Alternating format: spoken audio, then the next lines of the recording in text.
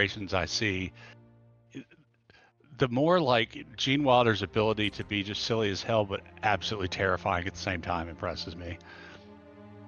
Yeah, that'll for me. That'll always be Willy Essential. Wonka. Yeah. He did such a fantastic job.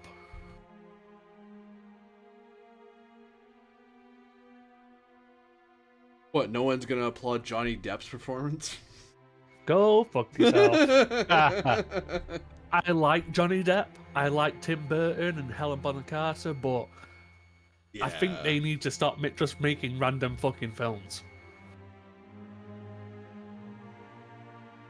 Just waiting for Tim Burton and Johnny to do a Christmas Carol or something. Please no. Don't put that in the universe, please. Oliver Twist. Johnny Depp Look. as Oliver. For a Christmas Carol, nothing's ever going to beat the Muppets Christmas Carol. Oh, I'm 100% there with you. Michael Caine as Scrooge and Gonzo as Charles Dickens with his sidekick, the Such a rat. good fucking rendition of. It really is. I mean, it's just astonishing. And on the back of that, hello everybody. I'm AD Springer, also known as Corbinian. This is the Electric Metropolis video game tour, and we're playing another episode of The Great Continental War of the Setting Sun, a Fantasy Age 2nd Edition RPG, not starring Johnny Depp. What about Kermit the Frog? Muppets improve most things. I agree with you, Quibbles. I 100% agree with you. This episode brought to you by Michael Caine. Who threw that bloody spear? Oh, great. We have to do Zulu now. That's a great film, too. We have to sing. We have to do the singing, though. The anachronistic singing. But yes. We look to the Encyclopedia Continentalis once again. In the aftermath of a fiery assassination attempt, the House of Raven's fury leaves its mark not only on the battered Almanian fort, but also on the souls of those who were trapped within. Lieutenant Colonel Richter lies incapacitated, a silent witness to the havoc wrought. The shadow of the 7th Corps' involvement looms over Captain McNeil, Lieutenant Borgia, Lieutenant Dumas, and Brevet Sous Lieutenant Bianchi. Yet, as the punitive war against the Queendom of Vitlu rages on, whispers of Tin Island conspiracies and a coalition against the setting sun continent persist. Each passing day fans the flames of war, like an ember slowly catching hold of dry tinder, burning brighter every moment.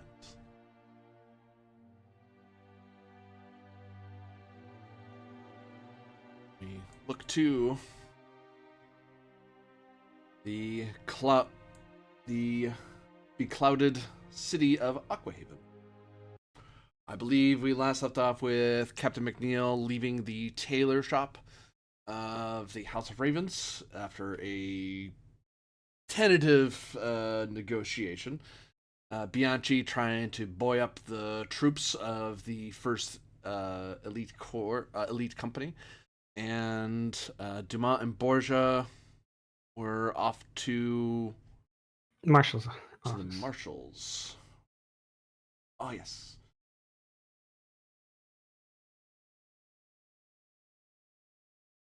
I need to grab the Marshals from another page. Come here, Marshall. Come here.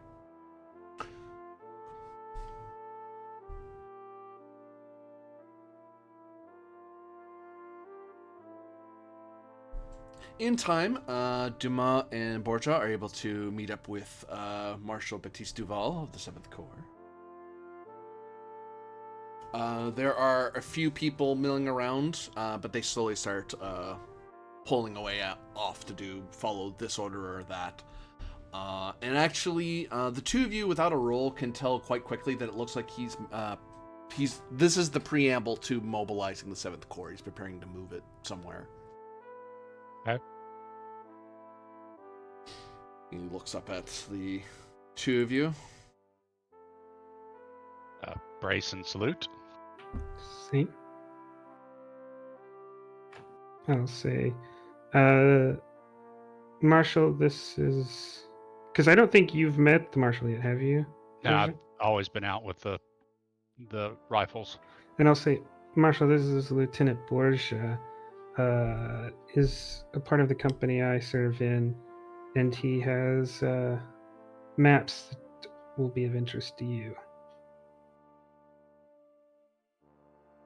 And I'll hand over the maps and go, when Colonel Richter decided to arrest the delegation you sent, I decided not to make it easy on her, and while I was evading capture, managed to come across, shall we say, some what I think will be very interesting intelligence. And I hand it over. He unfurls it and looks at it on his table, moves some stuff around, pins down the map's corners with some heavyweights. My conversations with the colonel, she is not at all hesitant to declaim on Almania's territorial ambitions, at least when it comes to Vitlu. She says they are recapturing traditionally Almanian territory. And not intending to leave anytime soon. She was involved in that unfortunate explosion in the fort, and as such is currently in the custody of your doctors. In case you wish to question her about this.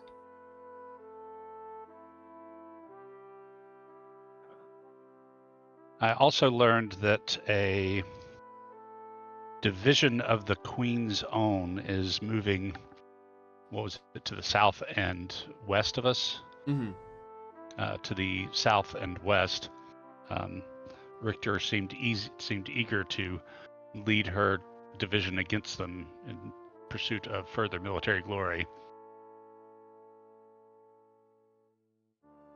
And if we still want to occupy the fort, I believe that would be a basis for negotiation to have her turn the fort over to the 7th Corps if you allowed her to pursue the Queen's Own.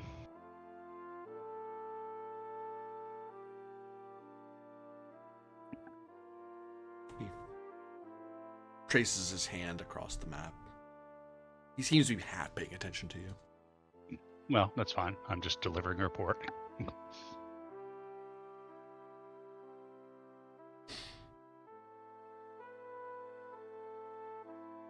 And if you're not aware already, sir, the House of Ravens is operating unconstrained against the officers of the Almanian forces.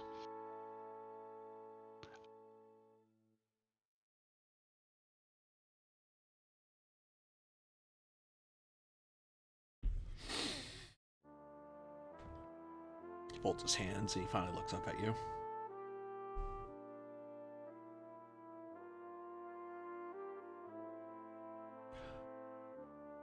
I wonder precisely why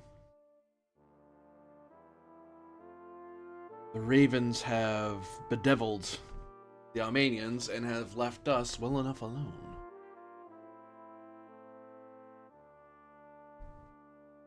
In fact, I hear there was no casualties among the 7th at the fort. Well, to give the colonel her due, sir, she did just take us under arrest, and I was able, although partially at gunpoint, to convince the colonel that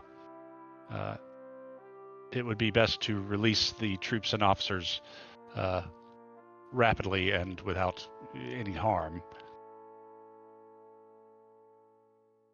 I don't think she was expecting quite as much fight as she got.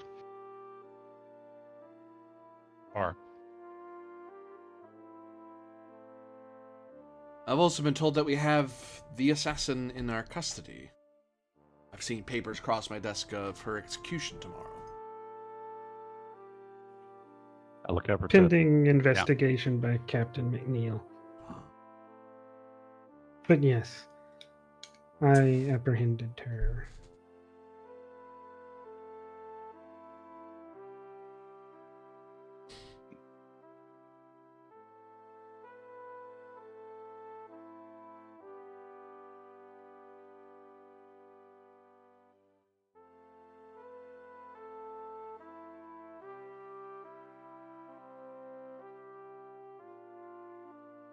where did you purloin this from? He taps the map. He sits back. The colonel's office. Actually, no, yeah, that's close enough.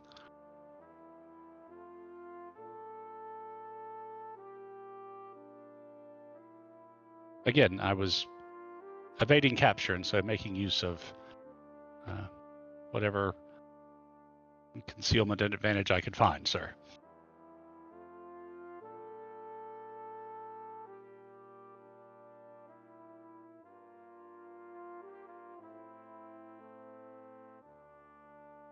We're all friends of constitutional order, so I'll ask you to speak plainly with me. For the better I know the disposition of my forces, the better I know how to crush our enemies.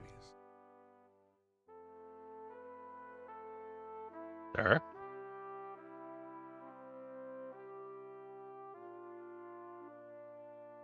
Did you, what is the phrase that Lillian say? Did you help fit the lieutenant colonel for a suit? Did you point the ravens at her to clear this fort for me? No, sir.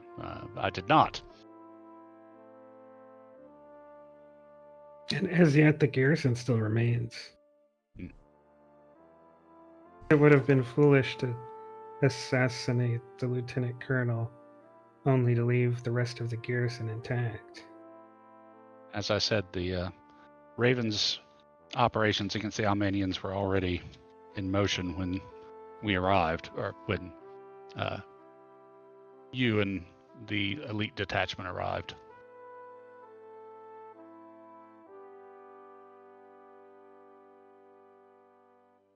And yet I find in my hands intelligence from our allies. I don't remember ordering the thievery of any papers or maps or notes or even so much as cutlery.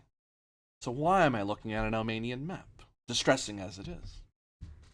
Begging the marshal's pardon, but as a voltigeur and rifleman, my military duties all concern scouting and bringing back intelligence of enemy troop movements.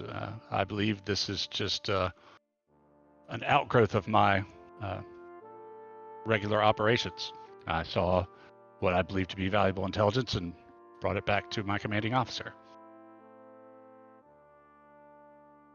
Tomorrow, we'll say the stability of the Constitution relies on Gallia's ability to maintain free and open and navigable waters, which are hard to do when the Alamanians control all foreign ports. Give me communication etiquette with Duval. See how much of an impression you've made upon him.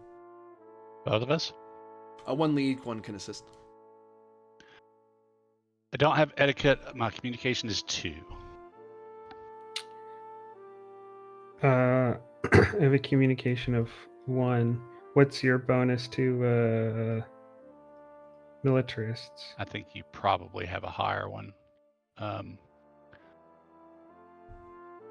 Scroll. I'm sitting at +7, so if we rolled, I'd have a plus. All told, my modifier to the dice would be +11. Communication plus bonus plus military standing. Yeah, I've only got currently a +5 for militarists, so I can assist. Oh god, I had to turn off dark mode and it's blinding.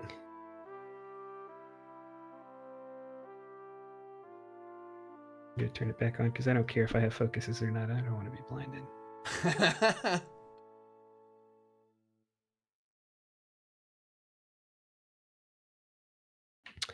That is a 23.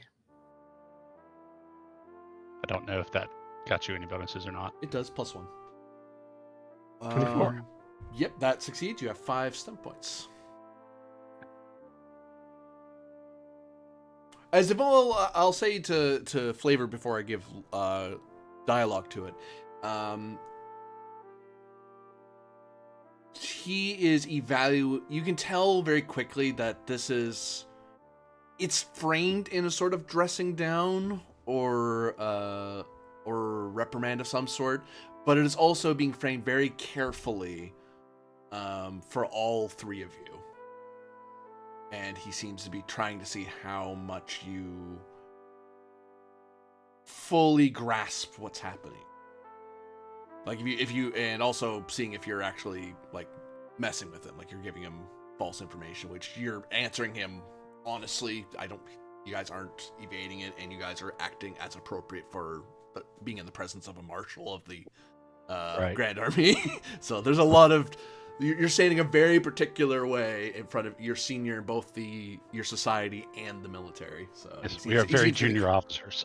Yeah, so he seems to be especially as a junior officer. So it's one of those you can tell that he, if nothing else, he can take you two very seriously.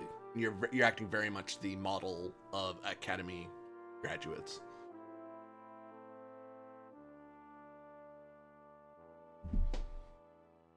So he's taking what you're saying seriously, what I'm driving at.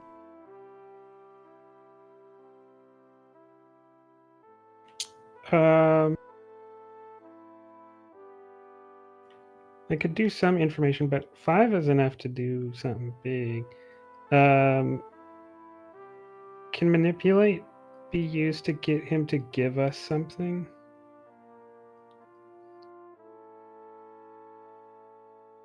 You could, yeah. Like promotions? You read my mind. I don't know if one manipulates enough for both of us, or if manipulates even that good enough for one of us. You want to manipulate him into trying to start handing out promotions a little recklessly, admittedly, because only been a lieutenant for inside of a month. Yes. You know what? He says. I like a little bit of that revolutionary fire the two of you are showing. I hope that I can depend on your likewise discretion. Since I don't think Lieutenant Borgia found this in that fort. I think the two of you must have grabbed it from some thief, looter, running away from the place. In fact, maybe the assassin upon her capture or some such. And I'll say I think I did find it on the assassin. Now that you mention it. Ah, dastardly assassins! Every last one of them should be hung high. Well, more civilized, heads lopped off with the guillotine and such. Certainly, a message can be sent. Yes.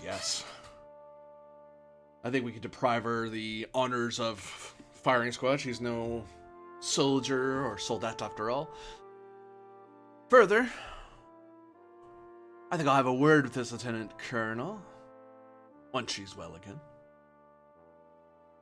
And I have been considering our march, you see, upon Olesipo. I've been considering the plans that loom ahead of us, the dire and grand gesture. Who better to teach these Vitluians of the very people they've hurt, the very people they insult, than by sending in a vanguard into the breach that we cause? And should a company in the elite volunteer for such a thing, I could not possibly deny any from Lysel. It'd be an insult to the sacrifices they made for the Empire. We understand each other, yes? Entirely, my marshal. And with on top of that manipulation, you can tell that you both know that's how people get promoted. It's incredibly dangerous, but it is a way that he can very definitively promote the lot of you.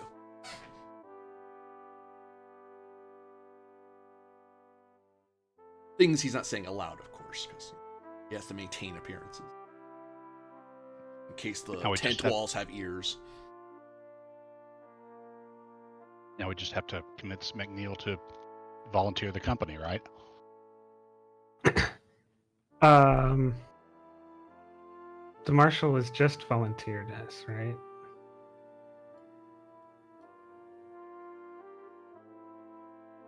Well, I would not presume to speak for our captain. Certainly, I believe we would be honored to take part of the vanguard action and to force the breach.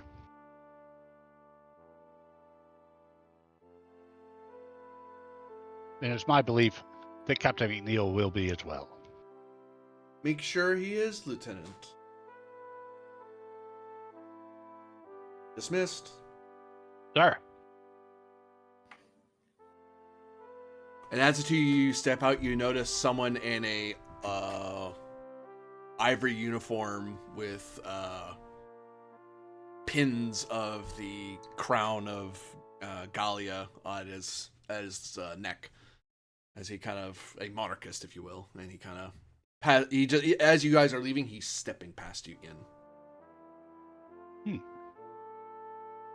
Anything particularly noteworthy we could pick up from this guy in passing? Intelligence, military lore, or perception, empathy? 17 with military lore. And I'll assist. 15. Oh, nice. This man is the man who passed you.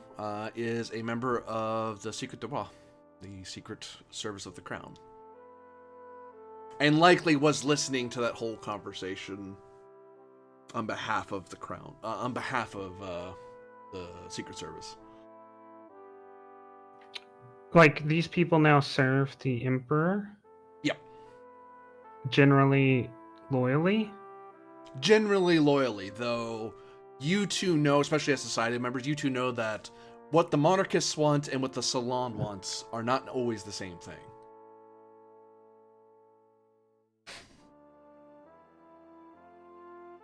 There's nothing to be done about it. We're not going to kill him, so. Yeah. But you know, he made no secret that he was there. He made sure that you two saw him. And actually, because he came in at the moment that you guys were crossing the threshold of the tent, the Marshal now knows as well. And since the Marshal wants to interview the Lieutenant Colonel, Diego, with a sigh, lets that 1,200 silver go.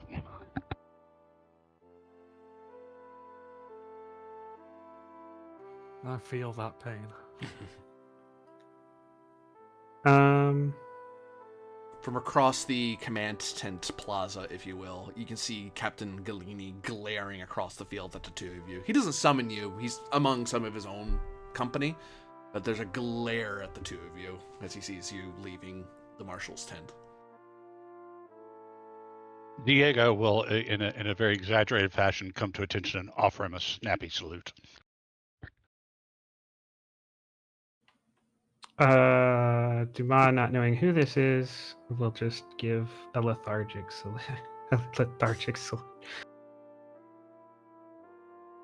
He almost seems to wince from the salute that the two of you give him, but he does return it.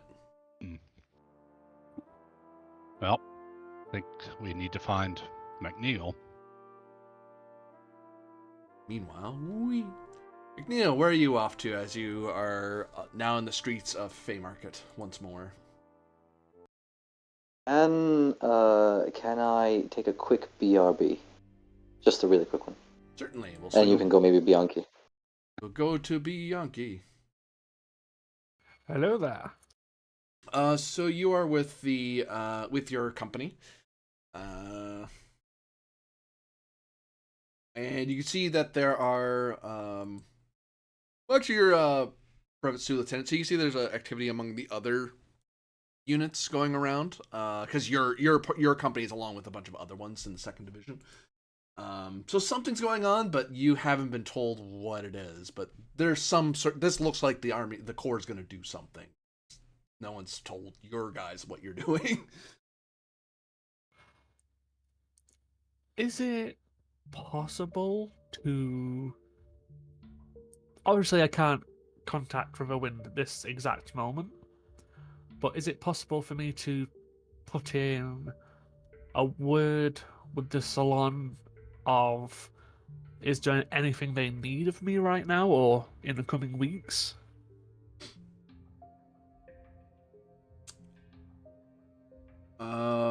Give me communication. Some sort of focus, but I've got leadership, but I doubt it. no. Communication of some sort.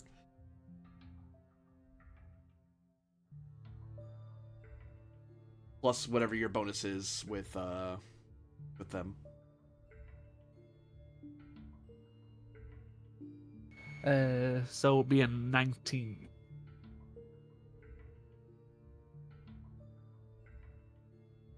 Uh, 19. You're able to get a runner to hand off a letter on your behalf to the local salon. And the runner comes back with word that in the runner's ignorance, they say that all's well and all manner of things will be well, he says with confusion. That is what they say. And you know, having heard that a few times in the salon, that's a message to be ready to do something. Something is going to happen. Nothing currently is happening. But be ready to do so. Be ready to be contacted.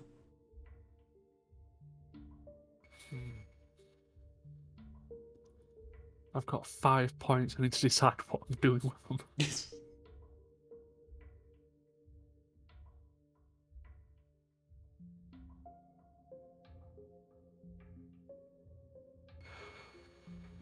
Would you take 5 for swiftness?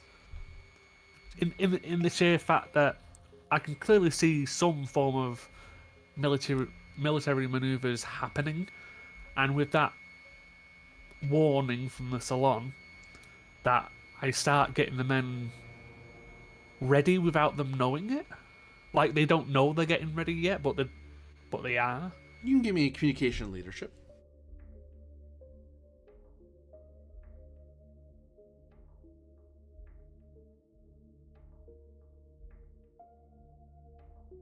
Okay. Let's see. How many people you're able to mobilize that.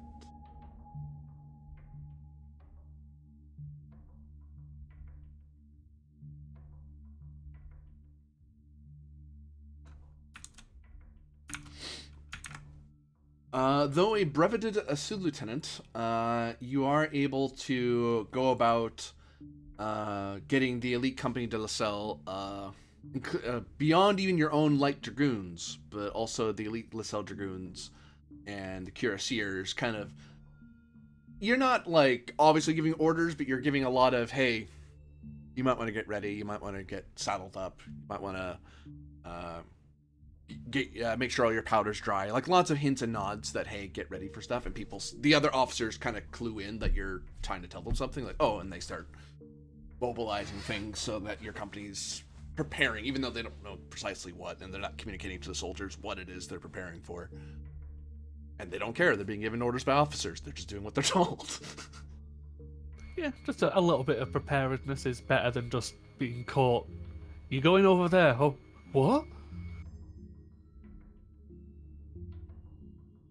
But yeah, I'll be just keeping my eye on the troops for now, making sure everything's staying up in order.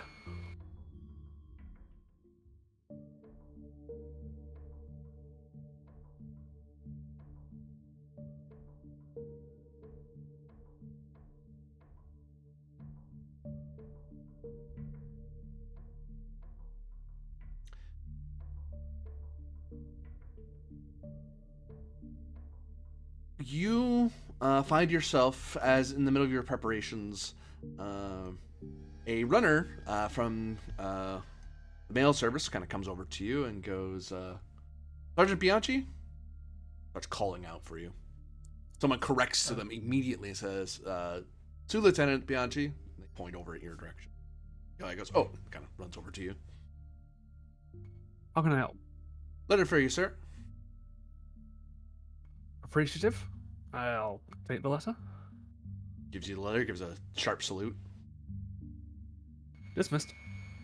Kind of gives you a querying look, with almost forgetting to accept the dismissal, and then remembers themselves and go, huh, and they kind of run off.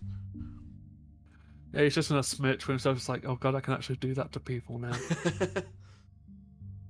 Yeah, I'll open up the letter. What kind of family does Bianchi have back in Peninsula de Castrum?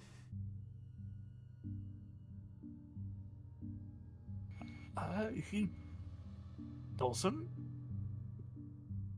Like, he has people he knows, but like I said, he had his mother. She's passed on. Mm-hmm. Didn't really know his father, so he doesn't really have anyone. So probably some old friends from way back, sort of thing, at most. Like, if there's anyone left back in Castrum for you. I would wager. Yeah, there's probably some people he grew up with, but like I said, no actually, one. I will say to you that it would seem that a Signor Bianchi has contacted you, and it takes a bit to go. One, I mean, Bianchi isn't the rarest name in the world, in the peninsula, but it is and you see the first name, and you kind of have to think about it, like, who the hell is? Oh, that's your father's name, right? When was the last time you ever heard of that guy? If anything, right? And he communicates that he's proud of you becoming a sergeant. He heard what happened in LaSalle, and he goes into various pleasantries and meanderings. But the point of the letter is that he seems to be in a measure of debt that he requires your assistance with. He then meanders some more about this, that, and the other. But the point of it is that he seems to be in the hole for a significant amount of money. Interesting. No, I'd like to send a letter in return, if possible. Sure. It's going to be like return to sender, and it's just going to be the letters N and O, and sent.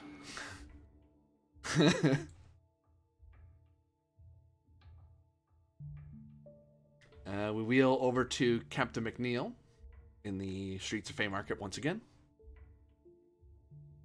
Right, yeah. I think I had to go beg for money from the from the quartermaster. So that's what I'm going to do. If I recall correctly, the sum was, I think, 160 gold pieces. I need to try and convince the quartermaster that he should give it to me. Or he should give me a slip, rather, that says, you got it. And that was the sum to pause Stop the the killing? assassinations, pause the killings, and release the girl from her contract. Wait. I thought like the 160 was the girl from the contract without the pause. Good that you got a bonus. Nope, she came with a discount, I think, right? Jim, can you confirm?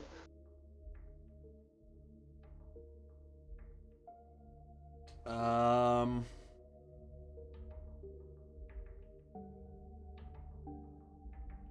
think the first thing you asked was for her retirement money, or was it the 17, 16? So it's First thing I asked was to stop the killings, and then they said, okay, since you want to stop the killings, we'll give you a discount on her as well. Oh, it's 170 silver for stopping the killings, and because the killings are stopped, instead of it being 160 to free her, it's 60 to free her. So all in all, so 230. It's I think you mean gold, okay, yeah. right? Or silver? Silver. Okay. Okay, yeah, I need to ask the quartermaster for 230 silver. Oh, that's way cheaper than I thought. This was in gold. I thought this was a monumental Yeah, me purchase too. last week. Oh, wait, no, hold on. Yeah, because silver that is is a gold. that You're wouldn't right, be you're that right. expensive. You were right the first time, yeah. I was looking at the treasure categories, like, oh wait, right, it was in the hundreds. So okay. So I was about to say, if it's silver, I can help you with that. The 235 gold. Yeah, gold, yes.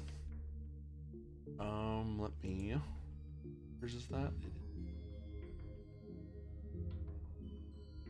You should have caught me before I bought all my fancy gear. Yeah, I need to look at some fancy gear. Give me communication.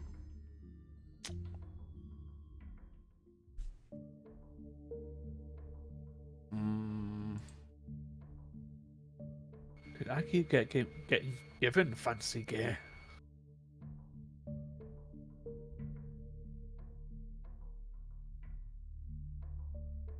Communication, bargaining, or intelligence, military lore.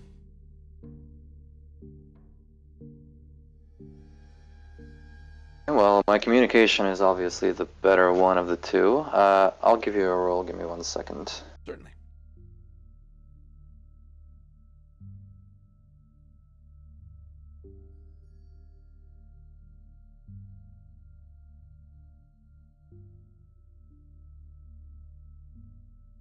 So, communication. What tier of society is he? Say bourgeois. I'm gonna hang myself.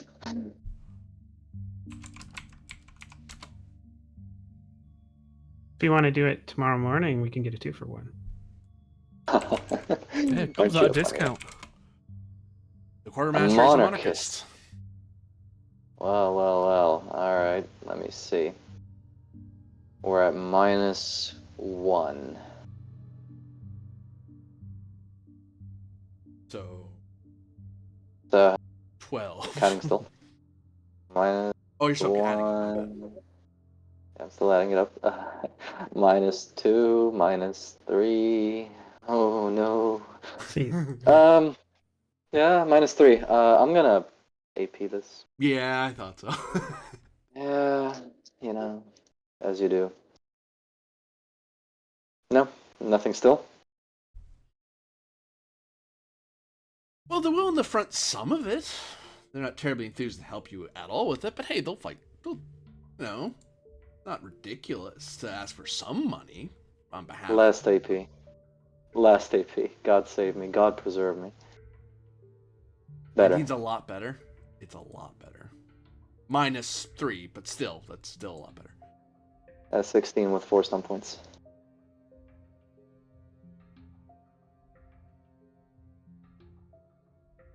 Was it -3 or -4? -3. Oh, okay. 16. So it's a 16 with 4 stun points. So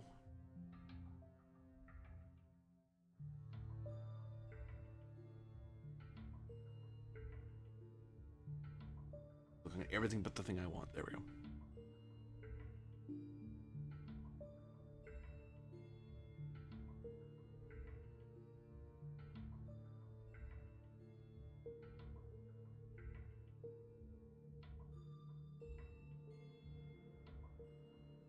Okay.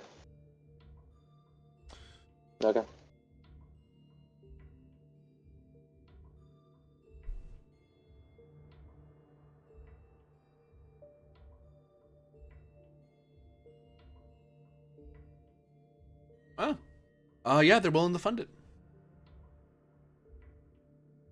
Great. That's great. 4 on covering my tracks. Very good.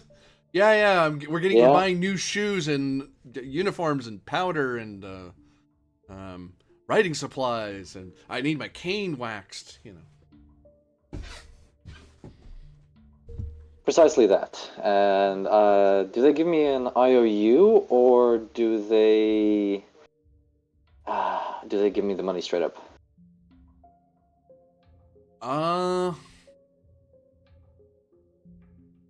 Not much, but yeah, you're at divisional command. One of the divisional commands, so they're able to give you the actual coin. Great. Well, they say you can give you coin or they can give you a banknote with the Bank de Gallia, whichever is more convenient for you, because either way is good on the I'd like the coin. Yeah, coin. Yeah. Coin. Yeah, do the coin. Okay. I'll take the coin and I'll skedaddle from Company HQ. Try and go back to the tailors in that case. Yeah, you arrive as the day wanes on, and rather than getting the rigmarole, the elderly master tailor comes over to you. Ah, have you reconsidered your fittings, perhaps? I'll hand him over the pouch. Everything we agreed on. Do we have a deal? He waves someone over. He doesn't take it himself. He waves someone to take it from you. And they just walk away with it. I believe that arrangement of affairs can be made manifest, yes. Just to be certain. The contracts in Alamanian forces are on pause until Gallia picks up its dirty clothes from Vitlu and leaves. Furthermore, the girl that is in our custody is free. No longer part of your little society. Retired. As I said,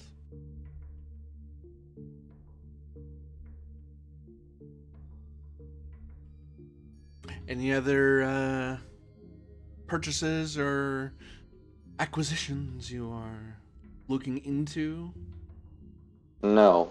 I can't very well tell you to stay away from my nephew since I know you have your claws in him so deep that you can't even get him out. So I think I'll leave it at that. Hate to spoil a good thing, you know.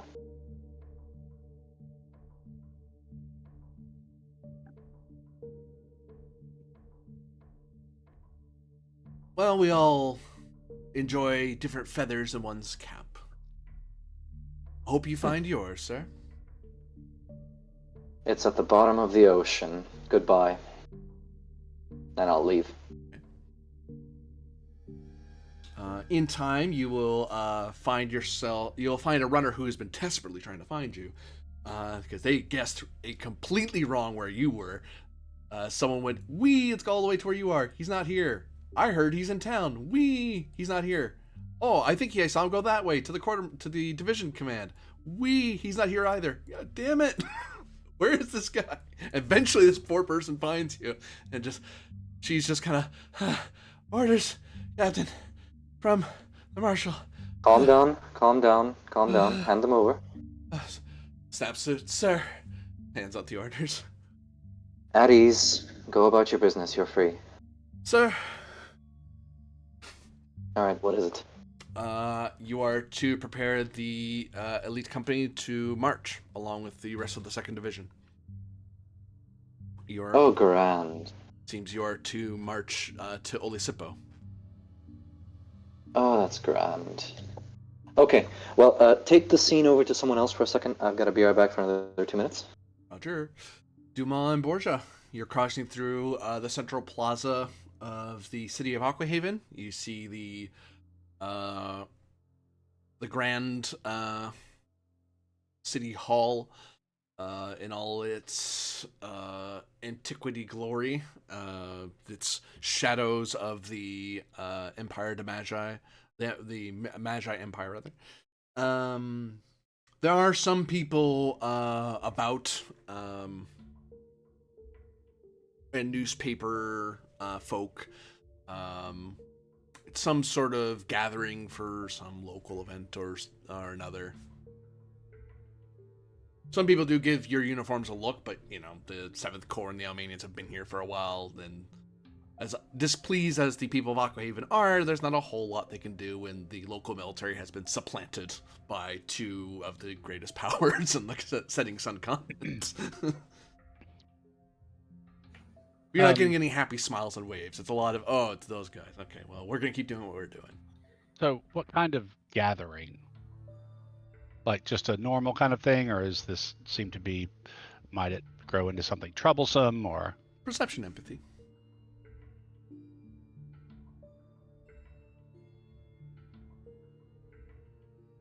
Probably not. You have no sweet clue, really. Fair enough. This could be a local festival or local prayer circle. You don't know. Well, we have to give the captain till the morning to see to his affairs, right? Before dealing with the prisoner. Right.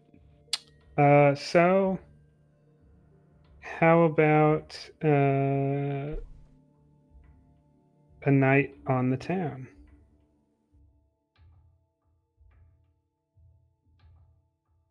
That certainly works for me. Shall we go grab Bianchi and rope him into our debauchery?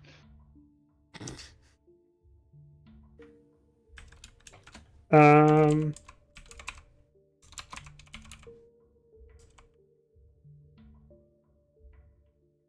Have we noticed right. we noticed like the core, all these activities taking place when we were at headquarters of the core getting ready to move out, right? Yeah, they're gonna move out or do something. You're just not sure what precisely you're all doing. But the second division is being ordered to do something. You just don't know what. And it's gonna take time and stuff. Okay. Right, that's the job of provosts. If they decide to move out in the middle of the night, they're gonna come knocking on every door. Fucking provost. Yeah. What was that? I heard someone decrying the provosts. Like, no. Stand down, Sergeant. Uh, uh, can I find a soldier, just like a ranker? Oh, easily. I'll scribble out a note to Lieutenant Bianchi that he is invited for all the pleasures that can be had in Aquahaven, and to enjoy them with Dumas and Borgia at this address, and then hand it to the soldier and say, important orders for Lieutenant Bianchi. You should be able to find him at this location. Do not delay. Communication leadership. What's his faction? Oh. Hello, computer. Computer mad. I'm making it do more than one thing at a time. It doesn't like that. Multitasking, modern invention, right? Huh, they're a militarist.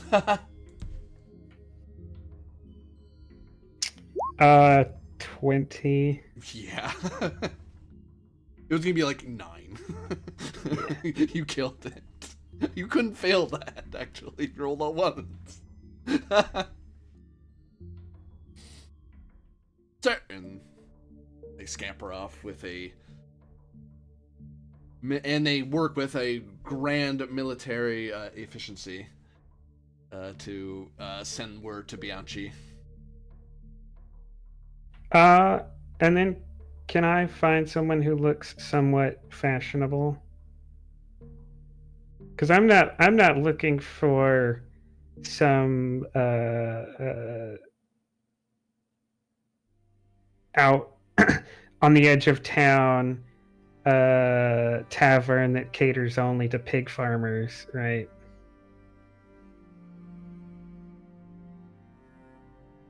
And I don't really want to spend the day looking, so I'd rather ask someone who looks like they'd know. Communication investigation. And this random person I'm going to ask, what is their allegiance?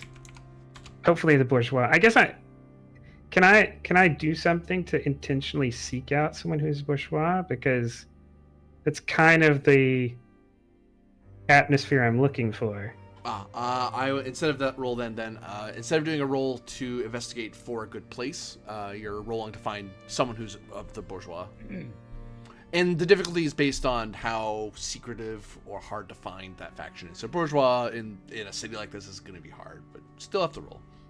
You might mistake someone for bourgeois and they're actually like a monarchist or a commoner or church.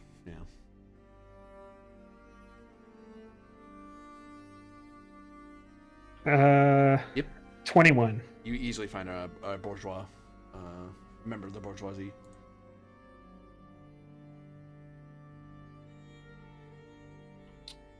All right.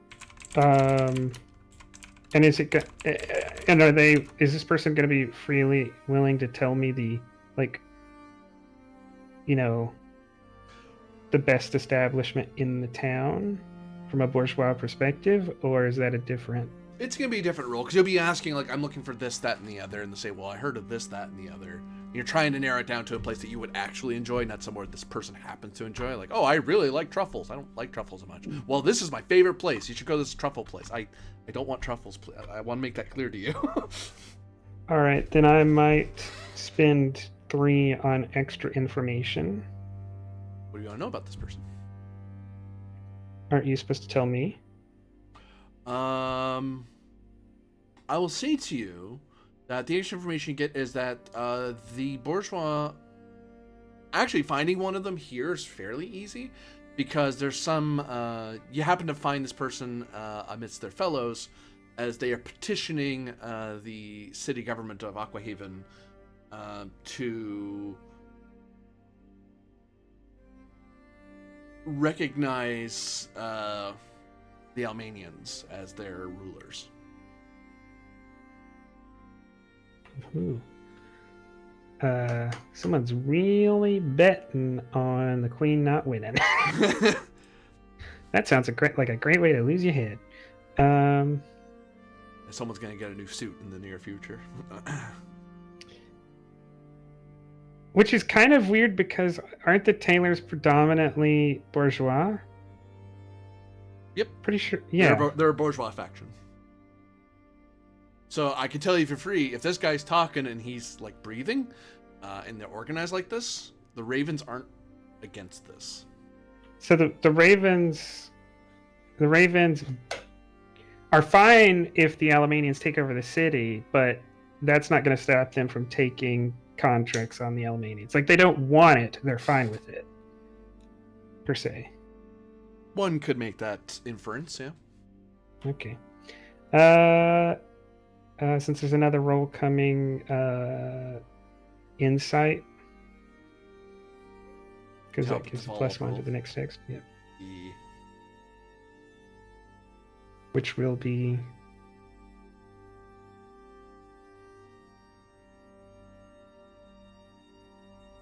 Communication investigation. Sorry.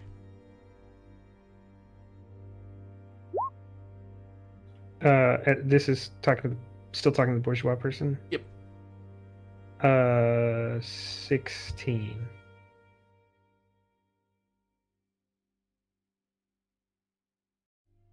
So what sort of place are you looking for as you question them?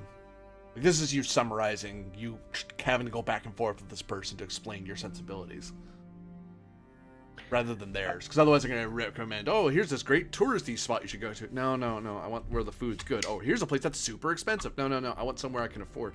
But beyond those wild parameters, is there anything you're trying to narrow down to in hopes?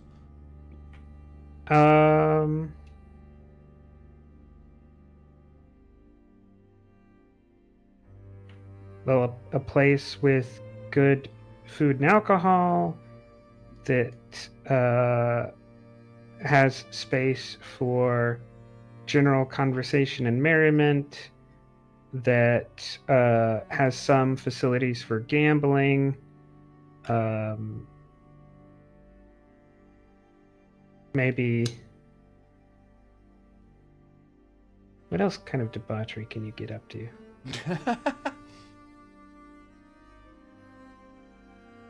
Brothels. Oh, yeah, I guess also someone to spend the night with. Maybe some ones. Other than drinking... Yeah, we're looking for all the adult entertainments, please. Yeah, other than drinking, gambling, and sex, what is there to do? Prayer? If I wanted contemplation? Is there a book? If I wanted that combination of things, I would go to the Dom Rousseau. It's like, well, Prayer is not what I'm interested in. Well, if you're looking for some more modern entertainment, the Hungry Magi out in the Lost Village is I mean, one wouldn't want to be bragging one is going there, but once one is there, one is sure to find all they are looking for. And they get to keep their coin pouch aside.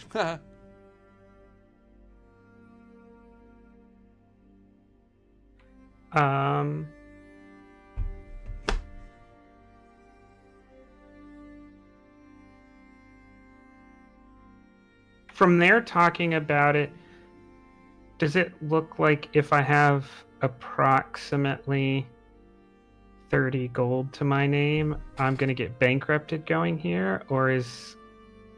Because I still think that would be exorbitant to spend at one place in one night. But I just want to double check before I go.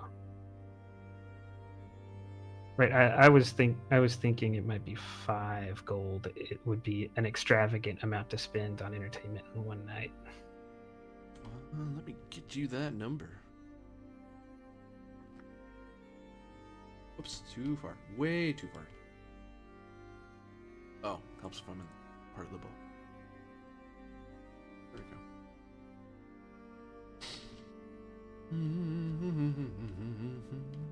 Where are you? How much gold are you thinking? I do not have a I don't know. I know how much gold would be too much. So that much, no. How many people are you looking to entertain?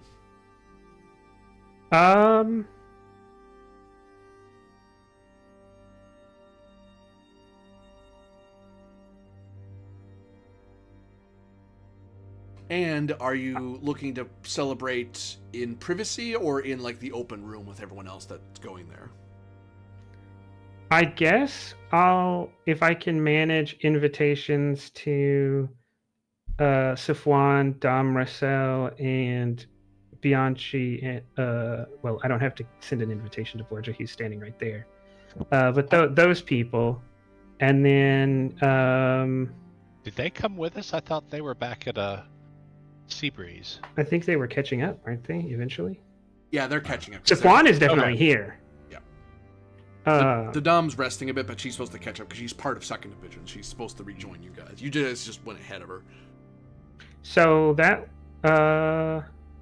because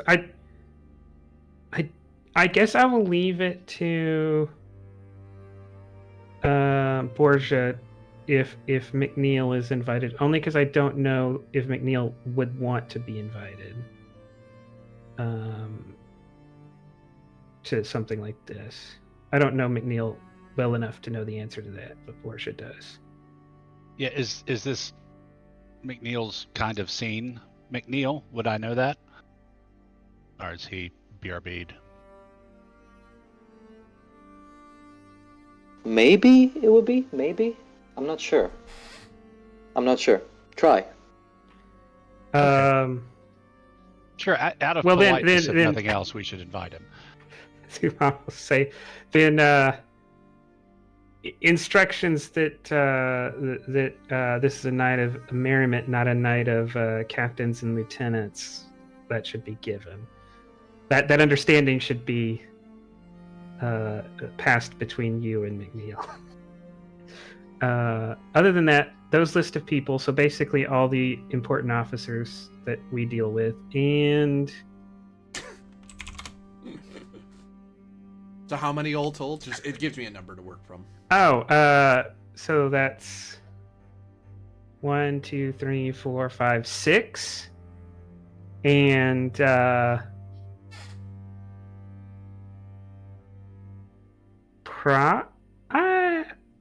would imagine I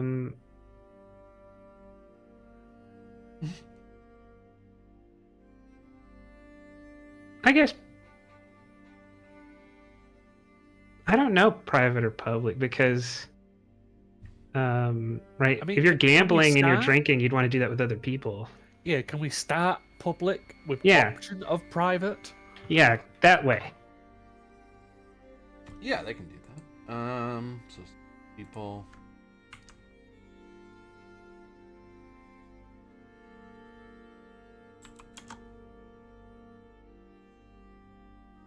You're looking at a baseline of about 30 gold.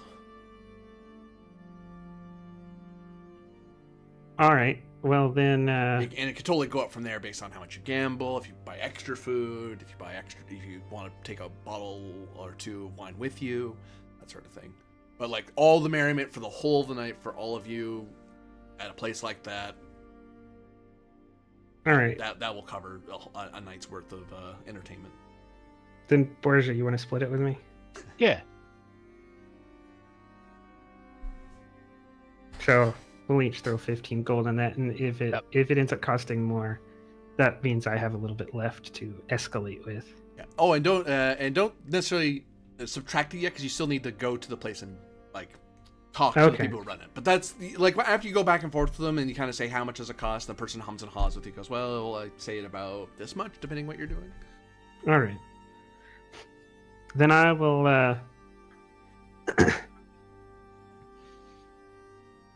I'll try to arrange the other 3 invitations the way I did for Bianchi. Send someone to go get them.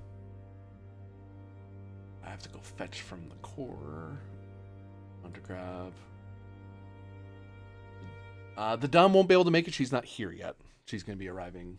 She's her company's not going to arrive till you're already on the move, most likely, because you guys are way ahead of her.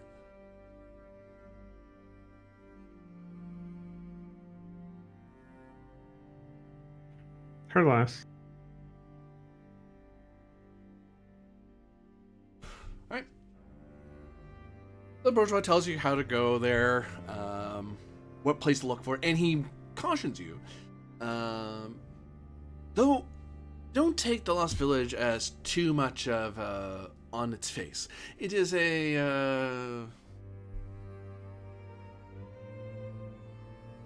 Have you ever had a charred croissant? Dear lady. You mean to say it is not what it seems? Well, it will look unpalatable, crusty, and devastated, but peel that all away and you'll have the fluffiest, most decadent and buttery sensation you'll ever have. That is what I mean, dear lady. Wink. He leers at you a little bit in your uniform. Uh-oh.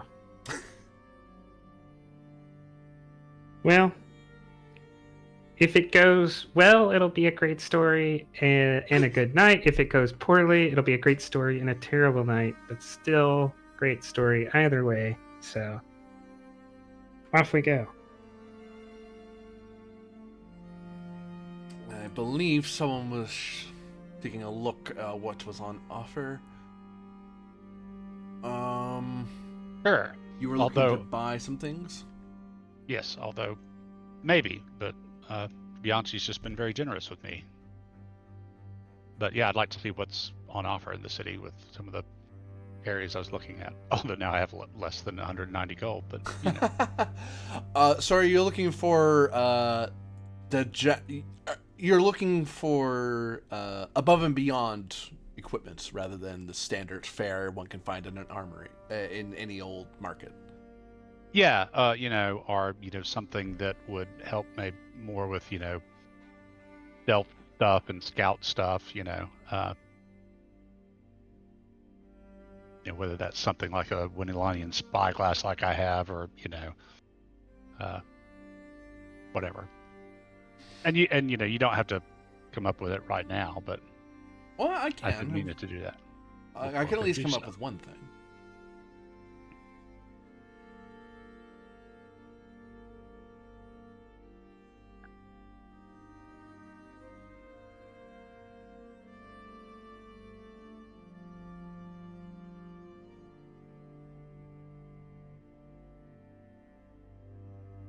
How much gold did you say?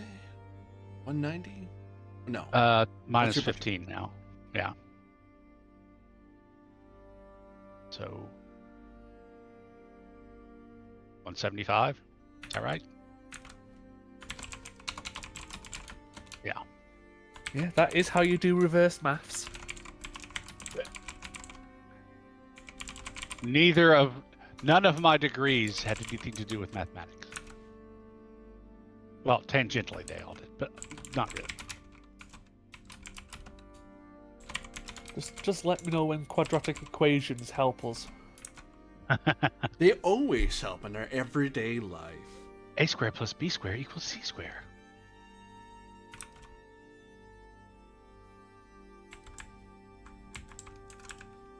I used to know the whole, what was it?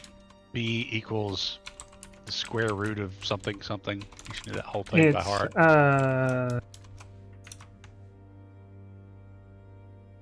I think plus or minus 4 AC, AC. times the square root of like it's some subtraction or addition, And then there. that's all over 2AB or something. Something like that, yeah.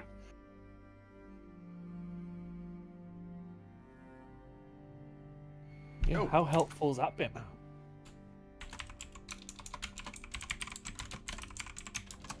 No, it's x equals minus b plus or minus the square root of b squared minus 4ac over 2a.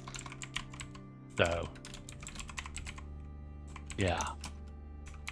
I use that every time I parallel park. I'm very happy for you.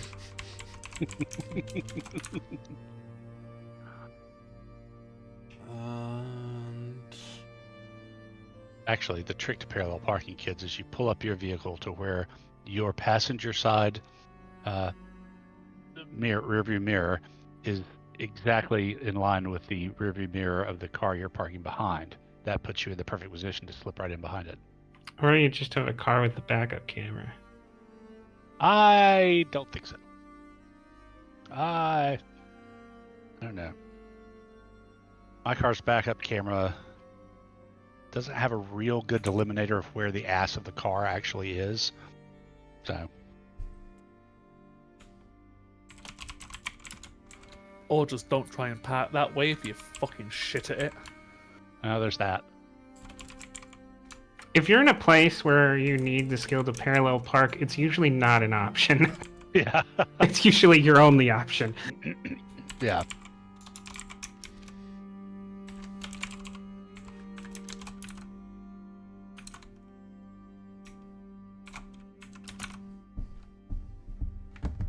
last thing, I almost have it. I'm just trying to think how to word it. When I was in college, it was a skill I had to use all the time. And that was after coming from a place where the only time you'd ever parallel park was during a driver's license test. And after I left university, I went and lived in a place where I only needed, I never needed to parallel park. Oh, here in Europe, parallel parking is almost mandatory, or at least where I live. You know, my entire Yeah. street is parallel park only. Same. Doesn't mean I know how to do it, but we do it. Every time you don't crash, you've done it successfully. That's right. Yeah, you know what pilots say, any landing you can walk away from. Right.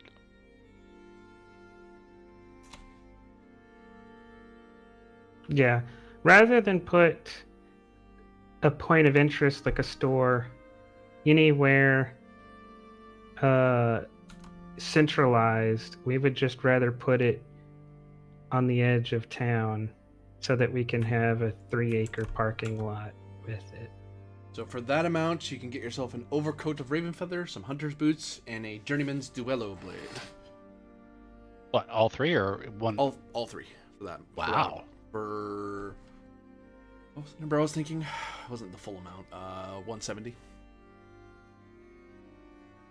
Wow. I mean, Yeah, if why you not? pick up the boots, I'll do you a trade.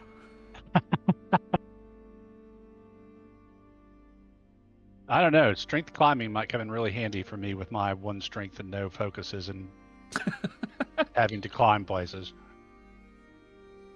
Sure, I'll do that. Let me. I didn't even know this was an option. I didn't either till Winchester did it. So Yeah, give me a budget. I can start assembling a shopping list. With it, and it matters where you are. Actually, hell, Bianchi, there's a fair. You're spending a fair amount, as I recall, on your knotgun, aren't you?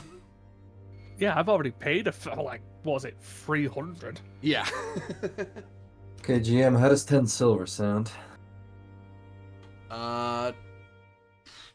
To help with what in particular? Gives me an idea. Give me a shopping list for 10 silver. A basket of apples. I don't know if you get a basket. Yeah, A sorry, that's single 11. I mean, if they're Oof. nice apples. They're like old, like Granny Smith ones. All knotted.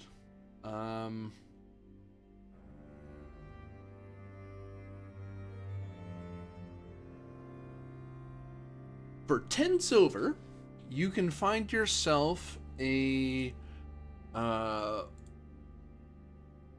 Corby, it's okay. I was joking. I don't really need anything. Oh, okay, if you don't want it. No, it's fine. Don't worry. I'm strapped for cash. You find yourself some laces, you pauper. But yes, all and sundry are called upon to meet in the Lost Village after a bit of shopping.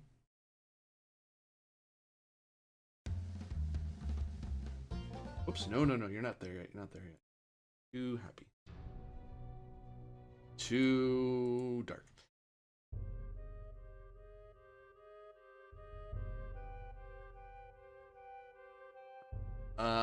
Does McNeil Bianchi answer the invitational?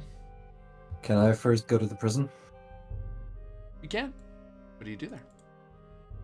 Well, are the guards still there that Isabel set? I want to say no, just to be contrarian and mysterious, but no, they're still there. Okay, I should like to approach them. You there, guard. Keys, please. Sir? After a lengthy investigation, this woman has been found guilty of no crime, and she is to be let out forthwith. Two guards give each other a look, but you're a captain, they're not, so they hand over the key. Dismissed. Sir? Walk off. I'll come up to the cage. You are free. Retired, so to speak. I've bought out your soul from the tailor so that you may be free of this disgusting life. You no longer have to kill anyone. Not for money, at least. Neither do you, she points out. That is true. That's why I'm unlocking this cage right now. But I have an offer for you. Come with me. Be a free woman. Serve me in a diplomatic sort of way, should you wish, if you feel like your life has no purpose anymore. I always look for capable men and women in my ranks. And what precisely would I be doing in your service? I presume you're not propositioning me. No, madam. I'm already spoken for. I used to have a fellow who I sent back to the Tin Isles to perform some spy work. Nothing killing, you know. Just social things and gathering information. I assume you're quite adept at that, and I need someone at my side who can do things like this. Go into places where I can't and gather information. It's a simple life, but it's a free one.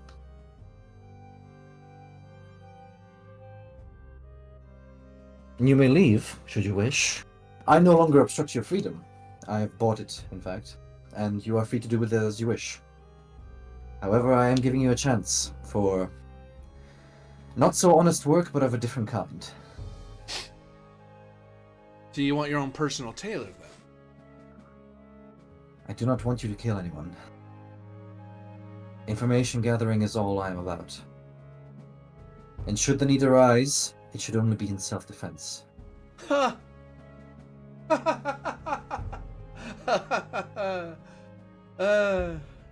How much are you paying then, Officer de Gallia?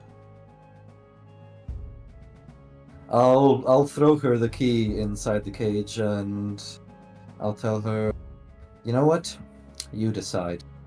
Seek me out at the encampment, or leave. The choice is entirely yours. But should you come to a decision, 10 Fine. silver a day. a day. A day.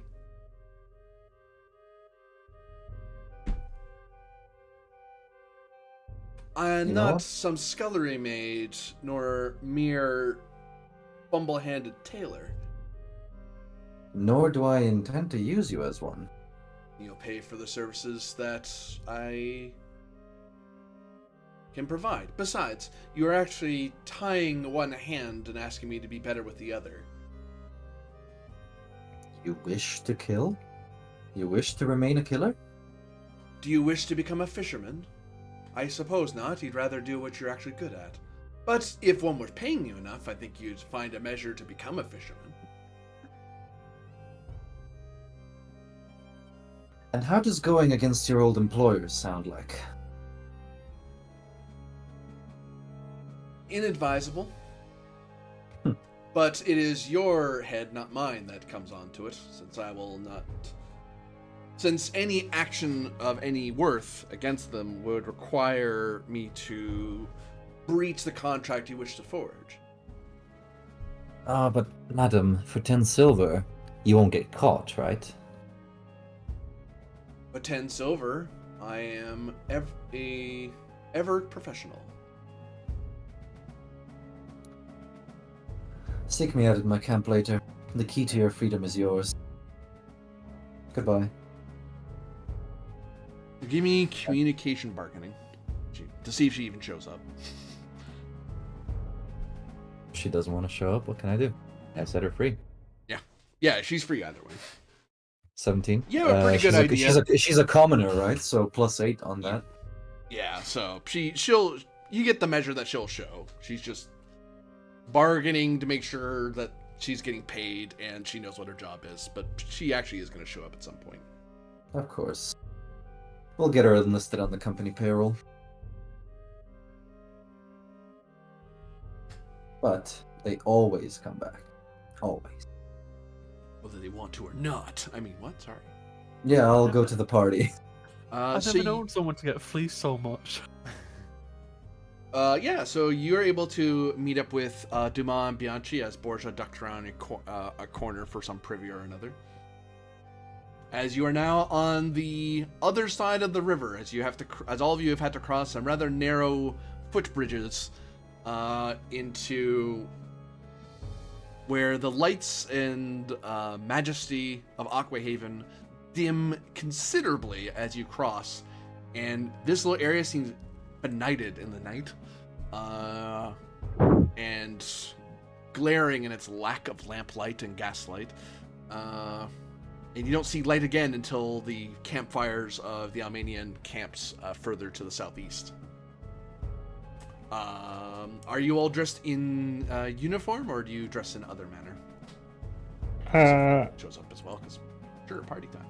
I have fine clothes, so I will bring those. I have paid an exorbitant amount of character creation for my fine clothes, and if I don't wear them, it's money wasted. So I will wear my exorbitantly fancy clothes.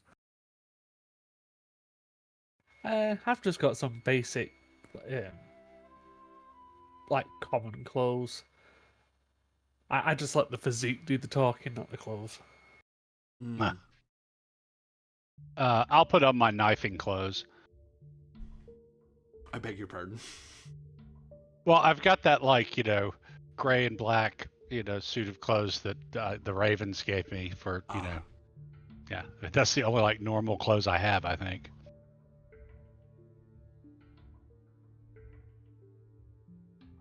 It Look at it this way. it is a perfectly tailored suit. Yeah. With a little extra padding over the heart and gut area. Right. Speaking of which, Corby, could you make later, when you can, a sheet for the young madam? Maybe give her a picture. No. Please. At some point I may. Fair. Yes, the four of you, the five of you gather as Safwan arrives in rather middle class-ish clothes. Like they seem to have made a good amount of money in their service in the Imperial Guard and again in the Seventh Corps. So they have these, and you get the feeling they're dressed in a manner that's a bit beyond what they're used to. They're the sort that is far more comfortable in their uniform than they are in their street clothes. All right, so are we going to start boxing some ears, or is it a house on fire? They look at all the darkened houses. Say, I have it on good authority that if you follow me, we will find a perfectly serviceable establishment, and I'll go in search of this place I've been sent to. Come on, Sapwan. Hole in the wall. You know those are the best places. Don't Well, it even depends start, on what Diego. you're doing. You know, Yeah. with a hole in the wall. Fair enough. Gentlemen, there shall be no holes in the wall tonight. We are the Galleon army. We must act like we're part of it, right? I look at Borgia. Remember, Uncle, this is not a captain and lieutenant's party. This is a older companion and younger companions party. So none of that, or you can go back to barracks. Are you giving me an order? I believe he is, you old fart. Safwan chuckles to himself and then clears their throat very quickly. I guess you do have some balls after all. Fine. Lead on.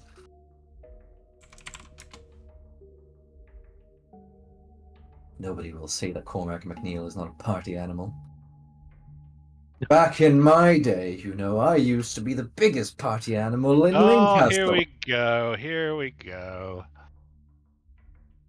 Yes, but when anyone measures anything by how it's done in the Ten Isles, you must realize that that is only the smallest measurement compared to how things are done in Gallia.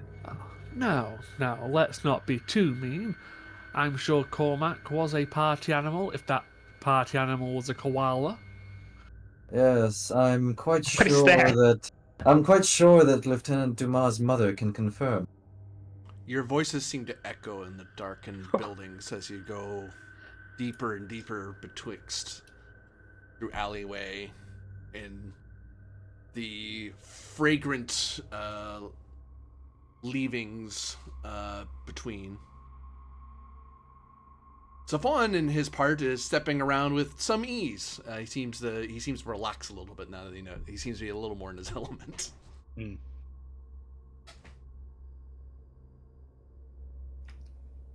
Is there some sort of door or doorman or? You come up eventually upon the singular metal door. This whole area, everything here has been some version of wood, with peeling paint and such. But this is a solid, like, metal door with a reinforced frame, with a little peephole that's currently closed. You nearly walk right by it. If you hadn't been told by that person where to go, you would have just kept walking. I guess I'll knock on the door. Little opens and they say something in Bitlulian. I respond in Gallian. We were told this was an enjoyable establishment. In trade, you lost.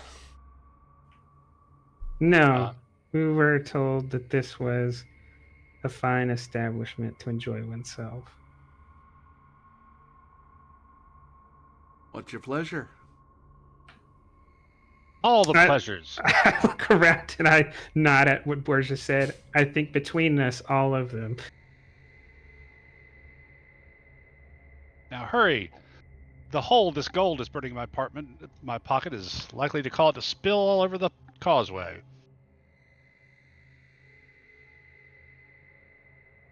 Hopefully that's all that spills out. Mutters Stefan, looking around the rather dark alley you're in. Yeah, I'll whisper over to Saffron and Galleon. It's like they're trying to get mugged. Give don't worry. me communication bargaining. And this fine person is they're either one or the other. I'll just go one or the other. One. I'll just look over to stuff one. Don't worry. If someone scary jumps out, I'll protect you. And that wasn't a 1d2, that was a 1d6. Yeah, odds evens was what I was doing. Okay. This person is a radical. I have +4 with radicals. My best plus that beyond the military. All right, then you should wait. That was communication. Communication bargaining. Okay. Don't have the bargaining part. 13. Do you need an AP? I've got one if I need it. 13.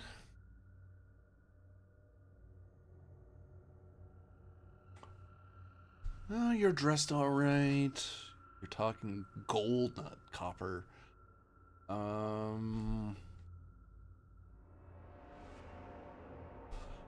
any of you armed when you're talking to this person? Like, are you walking around the streets armed at all? Does a walking stick count as being armed? Pistol, blade, open carry. Yes. I'm carrying a saber because I don't think that's too out of.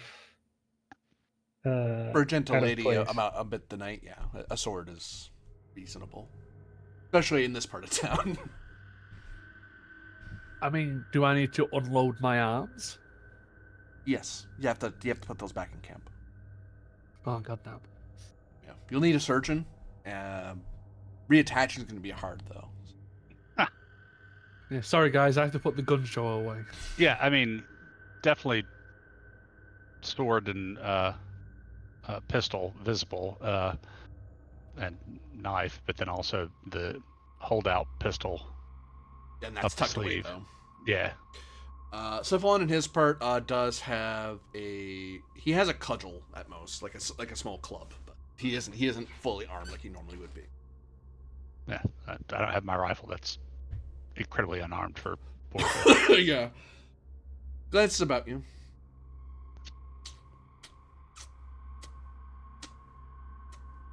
If 13's not enough, I'm willing to spend an action point. 13's enough.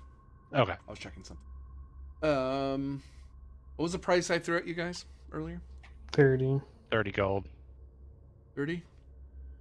Just the 5 of you? He says. Well, the 30 was when there was 6 of us. Oh, that's right. Have to redo the So, math. 25.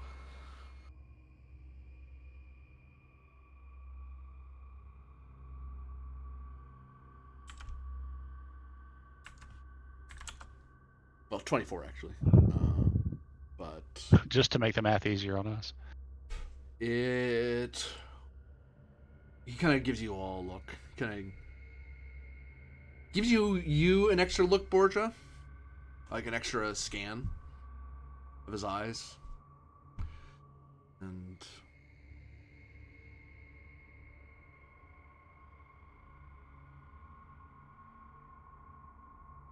$23 sovereign gets you lot what you're looking for, especially since you're from out of town. 20 and you got a deal. No. Don't do that. Oh, 20, well, good man, I and say- you've got a deal. The door closes.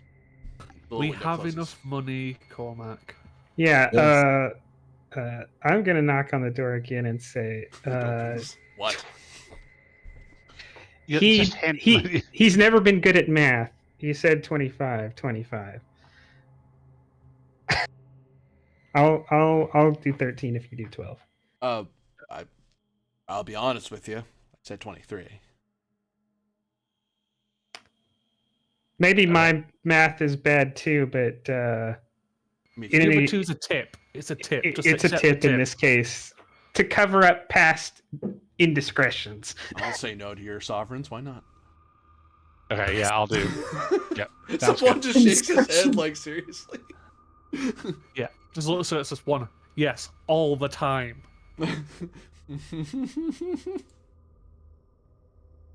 A smaller door opens up with a little lip that sticks out about chest high. Yeah, I'll put the money in. Yeah. It closes up.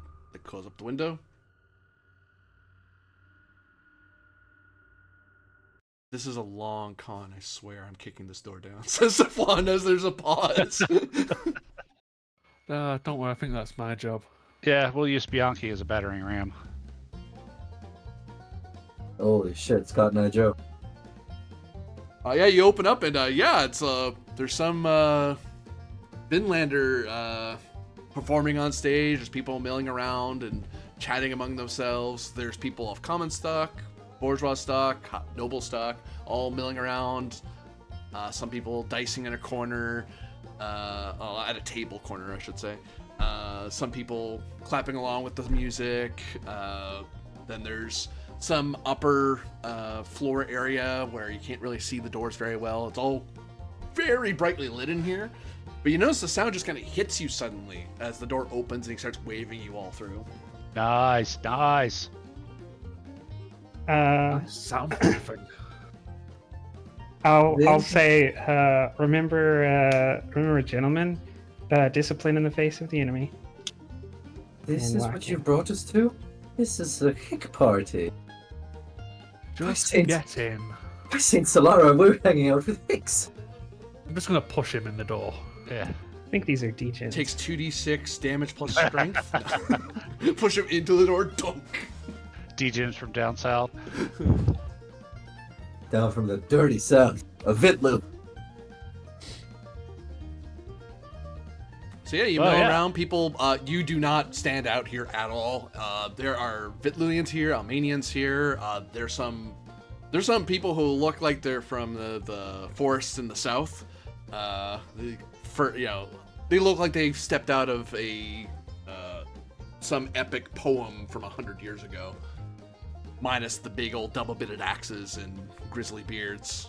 Said it's a somewhat trimmed beard, so they're a bit more modern. That sort of thing. Door closes, you see the person latch it. And it seems like a big old sort of dude who just kind of folds his arms and looks around. Diego cracks his fingers.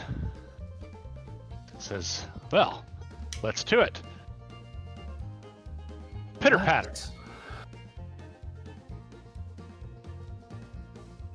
And suddenly we're all Yeah. we're all shirt tuckers from rural Canada. I forgot my wife beater at home, man. I'm trying to speak for work out yourself. how many other references I can get to Letterkenny in here. So what did a lot of you do? Safwan looks pleasant. Well, he's looks again in his element, but also kind of confused because friggin' Vinlander music. Like, what the hell? Okay, sure, that's what we're listening to today. Let's go one at a time, I guess. Who wants to yeah. go first? Drinking, gambling. Let's get those two out of the way first. Well, let's give me. No. Nope, no one's drinking. No, Being a no. wuss? Diego's first thing is to find his female companionship for the evening, to have a good-looking lady to hang out with during the drinking and gambling, and then just proceed to the whoring. You know what? Good plan. Yeah, same. Drinking, fighting, and fucking. I want to sit around other people and tell extremely tall tales. Give me communication checks, each of you. You're not assisting each other, I don't think. You're all trying to get your own fun in the night, so to speak.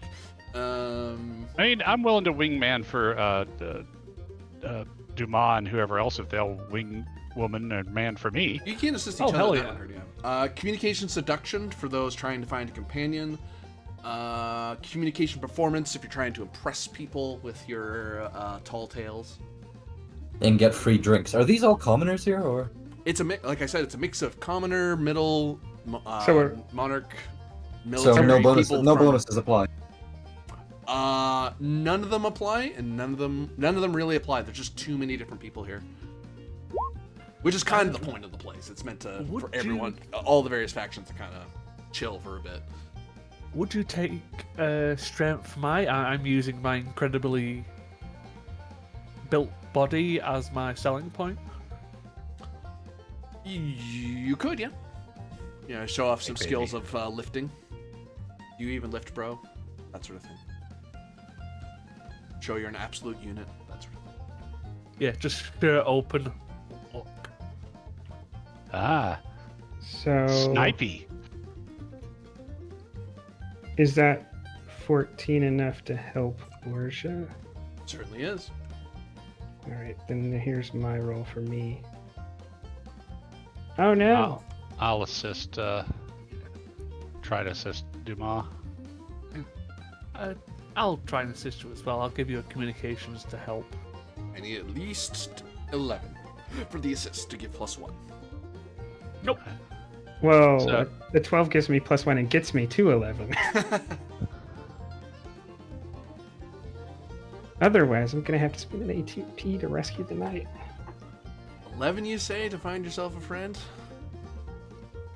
Yeah, this place, you can. Just. Oops, wrong number. McNeil, you're telling your tall tales of the communication performance? Yes, I did, and I got a 17 with... no, sorry, a... Where's the heck is my roll? 16 with 5 stun points.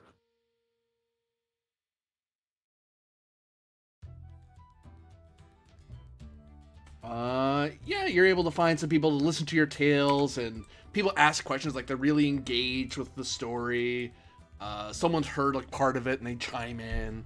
They go, "Hey, I heard that bit," or so people who aren't interested kind of get up and go do something else. People who do gravitate to you.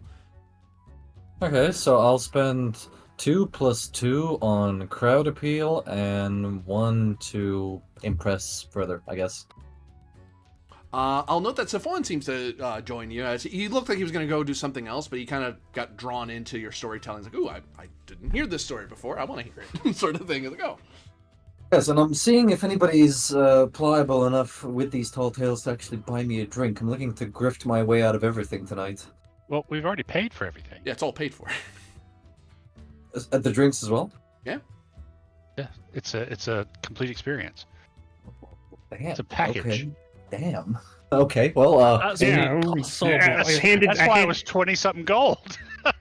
okay, well, Make sure in to that case, pay we're attention. just... We handed you your fast pass at the beginning of the day, right? So Of course, okay. Then in that case, I Here's just your want to Metro see... card. I want to see if I can just get people to gravitate towards me and perhaps build up a, I don't know, a coterie of people, you know? Any particular group you're hoping to improve your reputation with? Oh, yeah, the monarchists don't really care for me.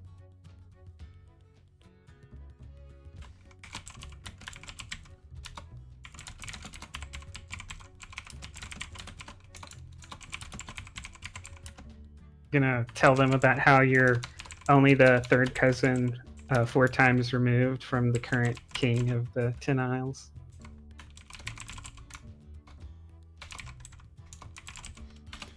You gain Tall Tales of Monarchy at the Hungry Magi. Bonus with monarchs, penalty with radicals. A certain pinwheel-wearing sorts they don't want to listen to those stories. They don't like those ones. They like the ones where they put them on guillotines and throw them off of boats and through windows and that sort of thing. They just sit somewhere else. They'll play cards or something. So So you do find that you find people of your new station, people who are either ennobled or work for nobles, or so all of a sudden, despite the rather mixed company, you have this like little. Your table starts becoming a little more gentrified as your stories go on, and that just seems to be a natural flow that happens. Things just kind of come and go as people talk and play and such. As Dima and Borgia find suitable companions to be at their arms, to listen to them, or at least share their company. Bianchi gains a few onlookers to clap along and see what else he can lift or what kind of people it can lift. Oh, can you put like a bunch of people on a bench and lift them up? That sort of thing. Like, it is completely chaotic in here. Diego's got 6 stunt points to spend. So I would like to spend those on crowd appeal so that I find 4 lovely companions to spend the evening with. Oh my god. I believe you can manage that, yeah. Yeah, I'm going to get some kind of reputation out of this. I don't know what it's going to be. It's some kind of reputation. And then, yes, it is time to enjoy the evening with drinks and snuggles and partying.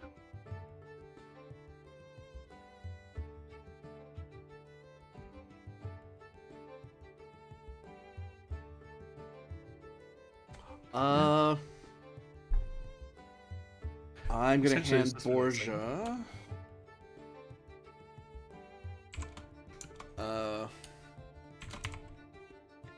Known rake. Sure, known rake Oh, at yeah. the Hungry Magi. Bonus with common. Monarchus. No, even better, libertine. Libertine. Yeah,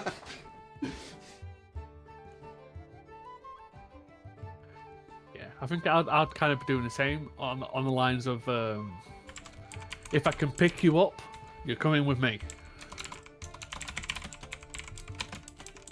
Wink, wink, nudge, nudge. Know what I mean.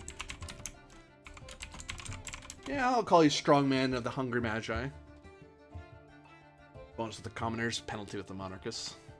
It's rather low and base and lowbrow entertainment, which, you know, lowbrow people enjoy plenty. Shut up. We're having fun. You can enjoy your tea and crumpets over there in the corner and listen to that Tin Islander tell stories about how cool kings are. Actually, he's not a king. He's a hero with a magical sword. It's different. I'm more focused on the gambling than anything else. You want to make some money? Well, I want to enjoy losing money, but if I make money in the process, that's wonderful. give me communication gambling. You'll get +4 to your roll, as you've made quite a few. You make some fast friends and find some people rather keen to have your company, shall we say, and not so much keen on their coin. Should have asked this before, but does good quality clothes do anything for me here? I'll give you another +1. You look like you have money to spend, even if you don't necessarily have it on you. 17. Ooh, I did not beat you.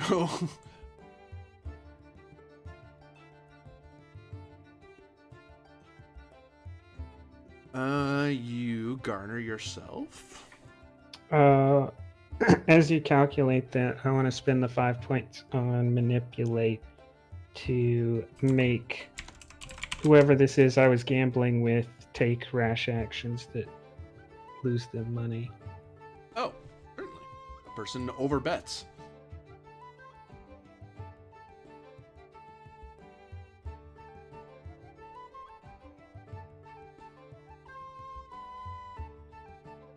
At some point during the night there, McNeil, you lose track of one of your companions who must have gone, who saw a game of cards going on and decided, oh, I want to go play that. And you're like, okay, well, whatever. There's other people at your table, so you're just going to keep storytelling, and they're sharing stories with you. That poor sod, whereas,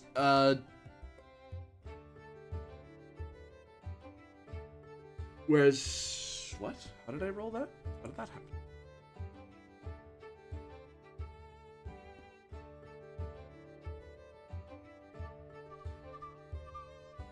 Sorry, that should be 70 silver up front. I rolled, I don't know how I did math wrong. So you gained 70 silver from like a bunch of people. Like, you know, little bets here and there, losing some, winning some. This one person lost 40 silver to you all on their own. They did lots of big bets trying to scare you. Like, I have a lot of money. And you're like, I've been winning, so sure, I'll match you. you lose, sort of thing. Like they do a lot of bigger bets they really shouldn't have been doing, and they're upset about it. But actually, how's your monarchist? Actually, I'm reputation? confused. How much money did I make overall? Overall, 110. Okay.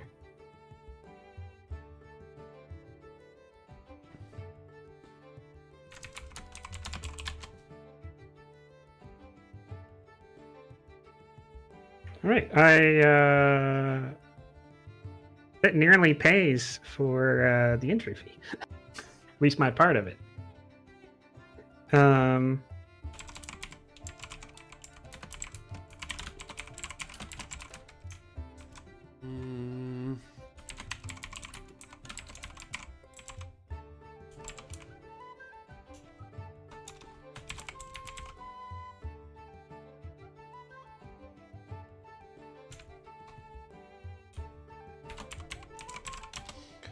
You're a card sharp of the hungry magi. So you get a bonus with the bourgeois who can afford money, but well, I was gonna give the negative to somebody else, but this person's gonna later on will tell a story as that you must have cheated somehow, and it's like, no, I didn't cheat. You just suck at cards. It's not my fault. You're bad at it. Well, I'm telling my friends that that's not how it happened. Whatever. I'm richer. You're not. And other middle class people who were there that night will go, yeah, no, he was just terrible at cards. I don't know what he's on about. Sore loser. Diego's definitely going to enjoy himself with a drink, but he's going to be careful of his consumption because he's going to, with his 4 companions, he's going to need his constitution and strength. Good golly. All of you give me constitution tolerance as you are drinking some of the night away. I'm gonna reroll that. Well, how am I going to reroll that? Would you take stamina? Tolerance is for drinking, like poisons and stuff. Well, need except to- this is a poison that doesn't kill you. It's a poison that just gives you a nasty hangover tomorrow. The 13, all right? 13 should do it. Is an 11 okay? Technically, that's average. 11 just, yeah, because you're not exactly getting blasted. Your activity wasn't to outdrink people, so you're just drinking.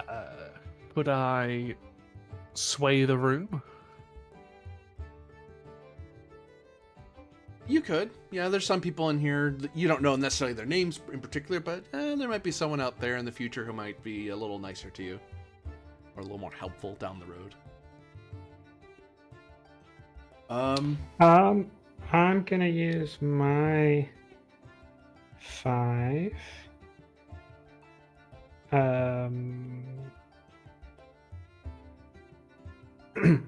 I can do, because I play the great game, I can do inspires cheaper.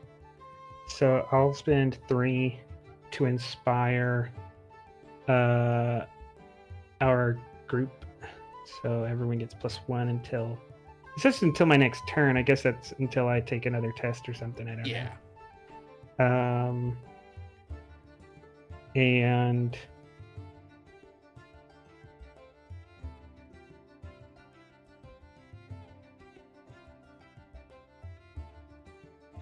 I will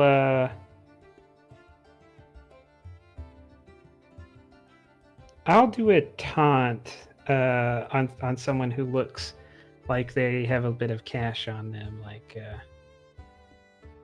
like someone who's already gambling, but they're not really going as deep as they could. Give me another communication gambling, as this other person might be a little too deep in their cups to be paying. Ooh, they rolled pretty good. And I'm oh, did they beat me? Get a 17. Oh, no, that's a because of the bonuses. I'm at 22. Gain yourself another 70 off this. I'm gonna spend that 5 on manipulate. What are you trying to get them to do? Bet rashly. She's trying to make up her money that she spent. An additional 30. So how much overall? 100. Yeah, That tonight was a person good does try to get up and physically assault you, and then that person very swiftly finds out what the guy at the door is for. So say I would have done that to him. Yeah, but like you, like Bianchi, you probably go over to stop him, As he- and then the bodyguard, the door guy just comes up, and this person just finds two very big, strong people, lift him out of the chair. It's like, oh, I Well, guess I'm not as he- fighting now. As he starts to get pulled away, I'll stand up and say, I don't know what the Vitluvian customs are, but in Galleon customs, this would be a challenge that needs to be answered. And I kind of look at the doorman because I don't want to overstep my bounds. Basically, like, I'm offering to take this outside and deal with him in a gentlemanly way, but if that's contrary to Vitluvian customs, right, then I'll sit down.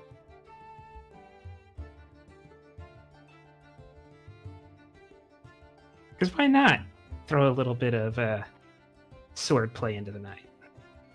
If you want Isabel, I can just beat the crap out of him. That wouldn't be sporting. What do you think, Cormac? We could pull some tables around and bet on a bit of dueling, yeah? Says someone next to you. I suppose I could. Over here, over here. The doorman looks over. Well, we want to see. We'll move the tables around. He goes, okay. I'll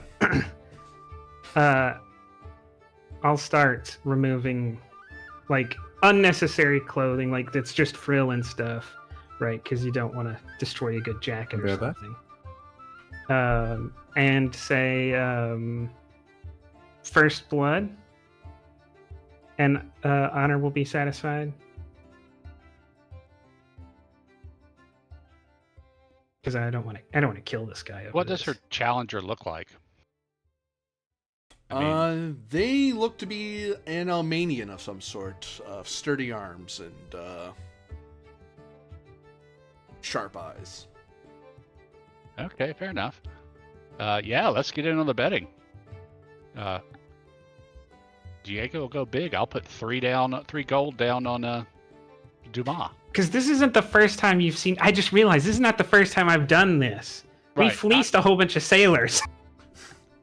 Well, and then I've seen you do it like at the academy with those church zealots. Well, that was with us. Yeah. I don't know if this is with a sword or this is with fists. You have saber. Yeah, they'll do dueling saber with you. Okay. How much can this establishment like hold in a bet? It's not the establishment per se; it's the people here.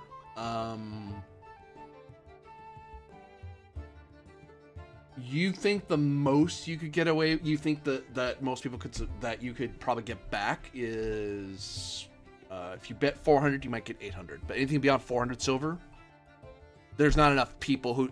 There's too much of the bet might go the other way, or some people just aren't playing, that sort of thing. 40 gold. I'll put 40 on it. I'll put 300 Don't you fucking and throw. I'll put 370 on myself, Type which in I your- will. type in your bets, so we So, remember them. I'll let Okay. Borgia manage this for me, but I'll.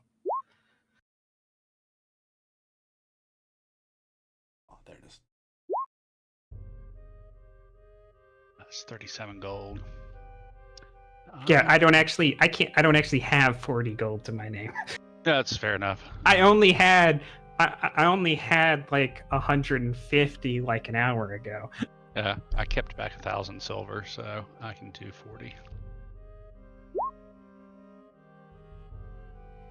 Hey, Isabel, Yep. I really want you to win this, so I hope you're feeling inspired. So take a +2 on your initiative. What? How you can do that? So, Command Expert, you inspire your allies. Any allies you can communicate with gain a +2 bonus when rolling for initiative. All right. That'll be really useful if we roll initiative. Well, if you go first, you've got a better chance of drawing blood.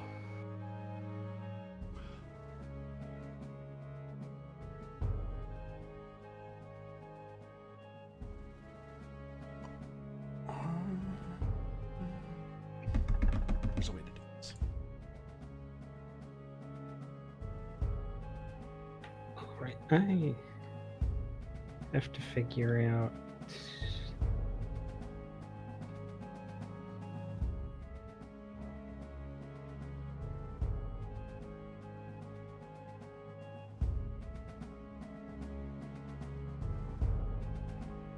The size of your casket.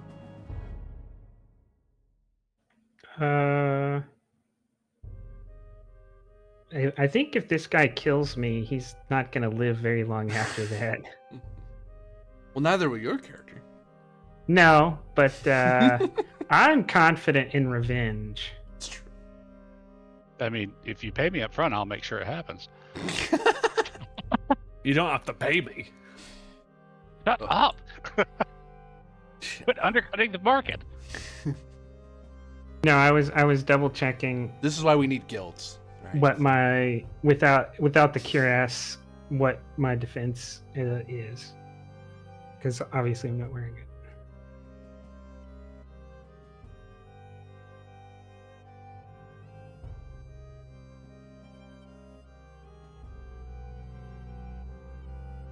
Oh, there we go.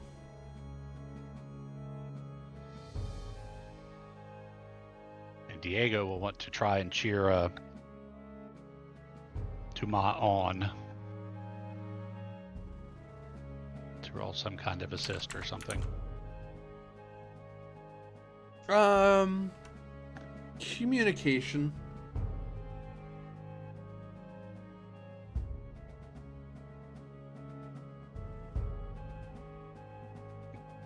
I'll sing the Marseillaise or something. That would get the blood flowing. Yeah. I mean, if you want me to give you a rallying cry, you'll also gain a +1 to willpower tests. Because predominantly that song's about how we're gonna water the fields of Gallia with the blood of Alamanians.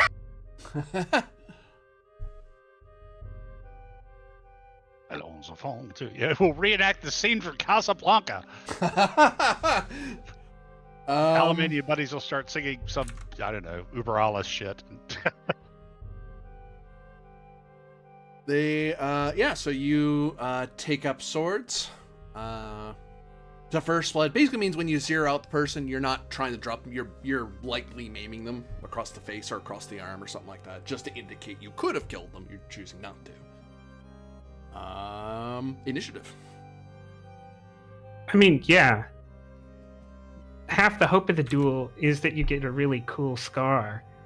Cormac? Are you betting? So Don't get your +2. that's a 17. And I mean, if Cormac hasn't got the money, I can front the bet. You get to go first. No, we can't hear you.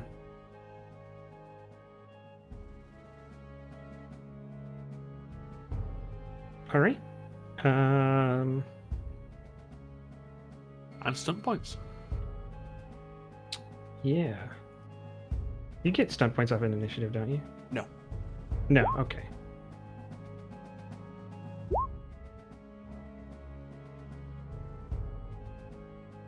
All right.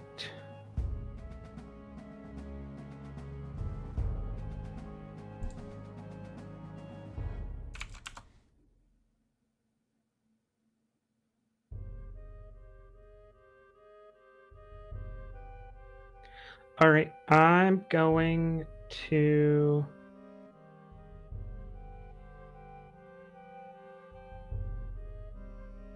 minor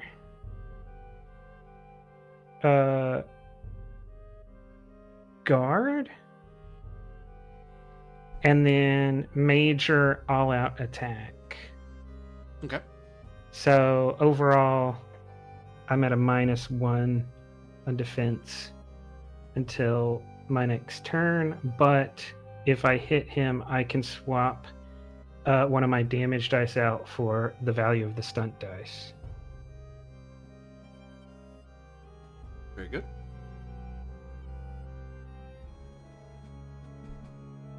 I have to hit. Does a 16 hit? Diego's assist, if that works. Mm-hmm.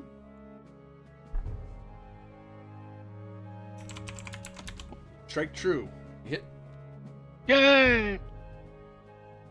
As an exchange, as a furious exchange of swords, clashing back and forth between each other. Oh, mais les bataillons.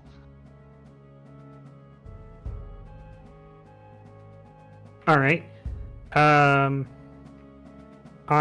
going to spend 1 AP to get a +1 next round, and 3 to raise my armor because I have the stunt block from 0. Because we don't have a plus hero armor yet, right? No, Right. until next level. So I'm going to raise my armor from 0 to 3. Nice.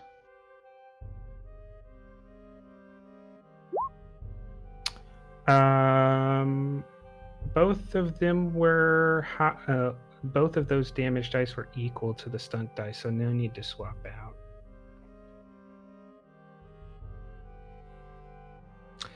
That was my turn, and he is looking to hit a 12. Baff. So you're starting to find gaps in their defenses, and he has, despite how angry he looks, now that he's in the duel, he is stepping into the swings every time and clashing with your blade and then trying to reach out the free hand out to you. So you're kind of having to give yourself distance because you can sense as a fighter yourself that if that hand gets into you, you're probably going to get sprawled into the ground, which it will not be good for avoiding being stabbed. But so you're staying away from him and you're chipping away his defense. Like he can't really get in. And then he, in the pause as you break apart from each other, he kind of takes a study of you in the pause, and then he moves to lunge in. 15. That's a hit.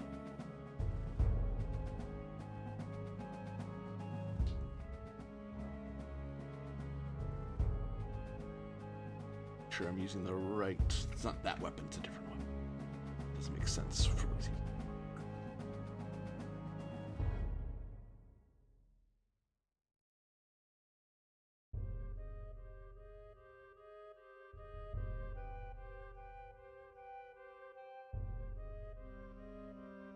Plus their strength. Are you ready? There you are. I didn't roll any stunt dice, so I don't get to do my cool things, fortunately.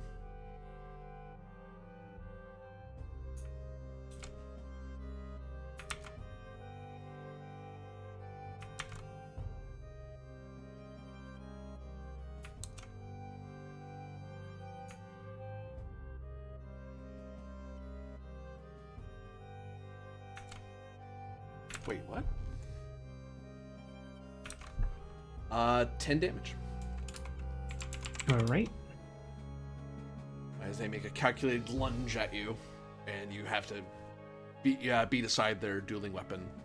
And they withdraw every time, so you're being very careful not to let them close the distance that they want to close.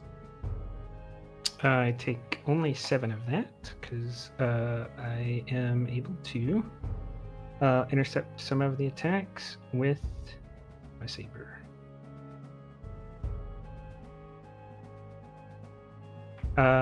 So I guess I attack back at him. Yep. This time.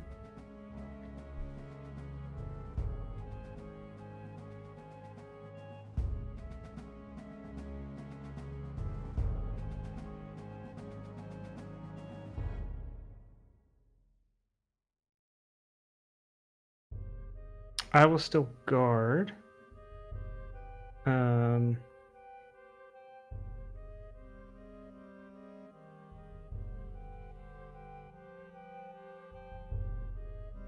But I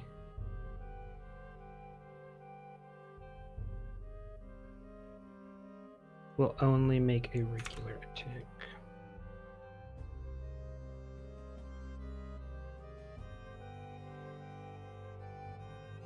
Hits. 16.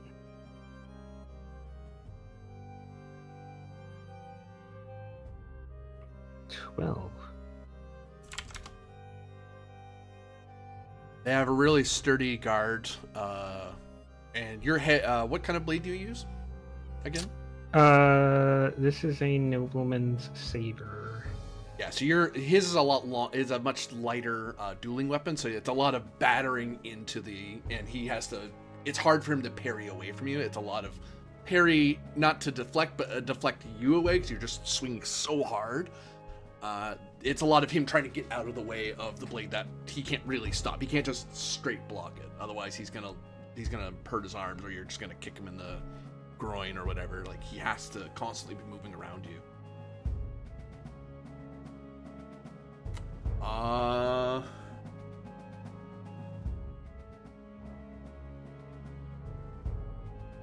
20 to hit you. That's a hit.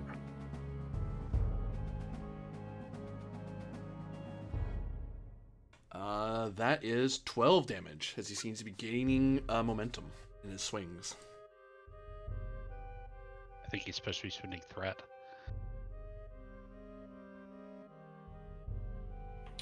Right.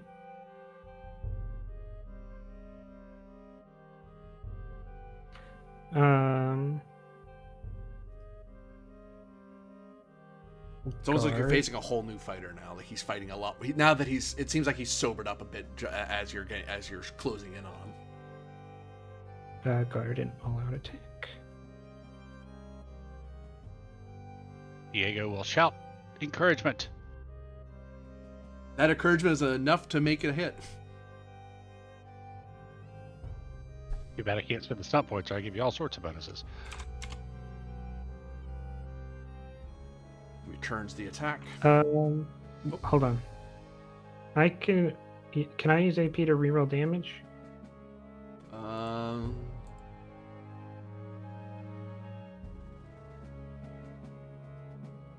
Yes. First one. Including can damage take the- rolls. Take the best results of the two rolls. Yep. I like that result better. I think you would. So not 9 damage, but 14 damage.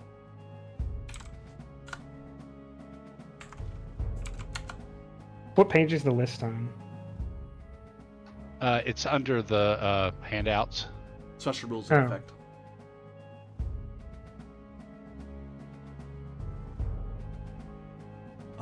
They return the attack. Oh, I rolled already. That 12 doesn't matter. That 8 might still hit you anyway. 15? Yep. No stunt dice. He's just throwing raw damage at you all the time. 9 damage. All right. As he tries to counter thrust your attacks, which is giving you pause because if you just step forward, you're just going to impale yourself.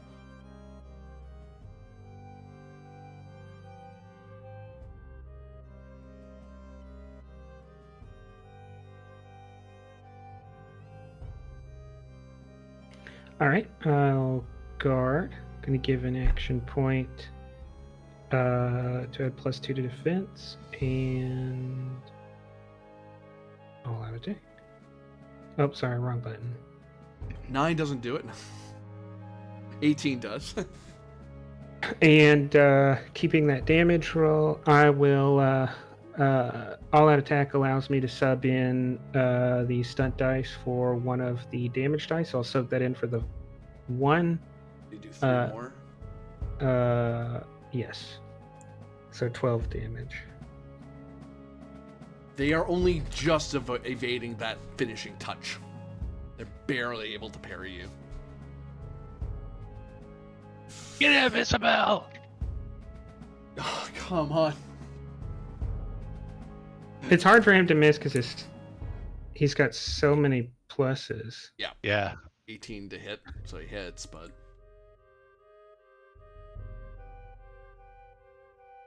11 damage. He has like a strength 5 or something. He's incredibly skilled at dueling. Okay. Yeah, once you get into a proper one-on-one fight, you're both essentially just going to keep hitting each other. I Oh, don't. he's a dueling specialist? Wow. Mm-hmm. He just sucked for that very first round because he was still drunk. It's like, I'll just hit you. Oh, actually, I have to take you seriously. Oh, God. You're actually going to take my head off if I'm not careful. How much damage is that? 11.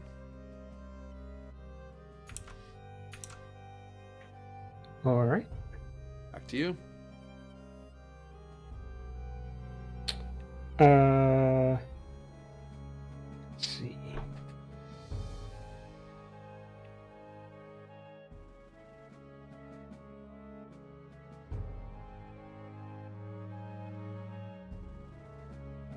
A single stump the whole way, man. I mean, I only had one round that I got stunts. Yeah. Yeah, I was well.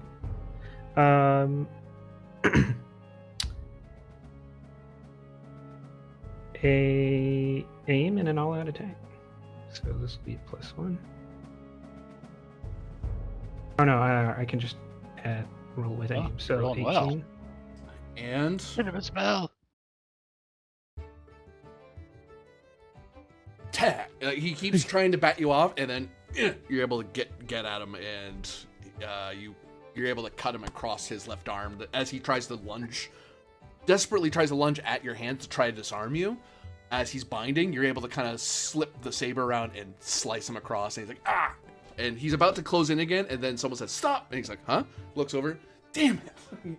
Yeah, because that's because of all-out attack. That's not 12. That's 15 damage. And he starts bleeding kind of profusely from that arm, and then someone comes over to kind of bind it up so he doesn't just bleed all over the floor. I only People have clap and cheer. I only have 1 hit point left, which means Oh that my god! that the stunt points I got for that one round, the stunt points from the first round, putting those into guard to act as armor saved me. No doubt. But you won, and we're all richer. Man lets you know that he is Captain Ankad of the Armenian Army, First Corps. I wonder how much he's worth. Well, I will say I am Lieutenant Dumas, Galleon Army, and my honor is satisfied. He may play cards elsewhere.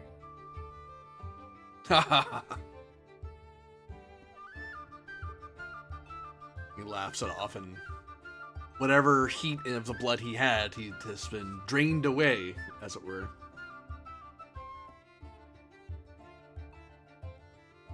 He goes to play. Actually, he doesn't play anymore because he's lost a fair amount of money. So he enjoys his drinks to nurse the pain and the. Dude, I'm so rich. Lots of I money have gets moved around. multiplied the amount of silver I have by 5 this night. Nicely done. I kind of want to get into a fight now. You can't be the one to start it. I think Diego and his companions are going to grab a few bottles and engage in some. That's other, a way to burn off the heat in the blood.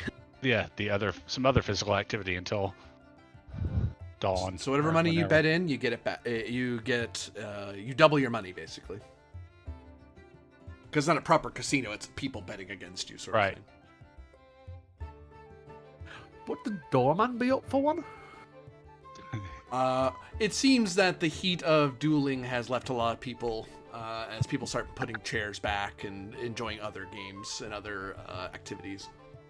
Plus, a lot of people don't seem terribly keen to fight the guy who is able to bench 5 people at a time, and then he just keeps adding more people as the night goes on. It's one of those, nah, I'm good. And Doorman kind of wants to not, even if he happens to lose, he'll be he's the guy for the night, right? So Well, I'm gonna have to work off energy a different way. but in time, the night goes well. You enjoy yourselves. Um,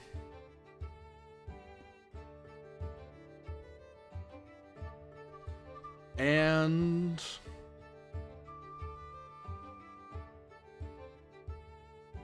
you all will. Actually, you know what? I'm going to hand out bonus experience for this experience. So on top of everything else, you're gonna get an additional. You're gonna get 25 experience just for going to this, taking the time away from things, and having an Nice. overall positive experience. Dude, I'm gonna have to find a bank really quickly.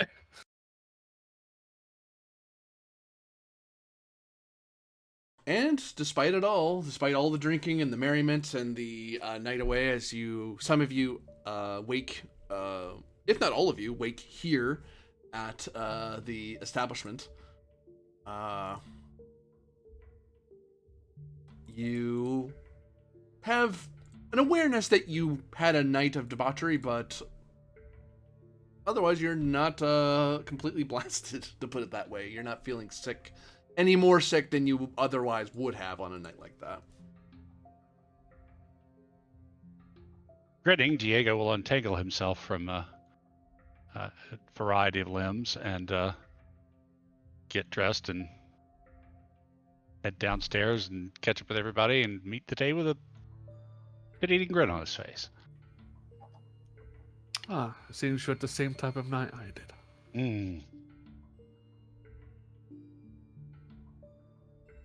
But God help me, we have to ride any distance today. I think I pulled something last night. That just seems like a skill issue.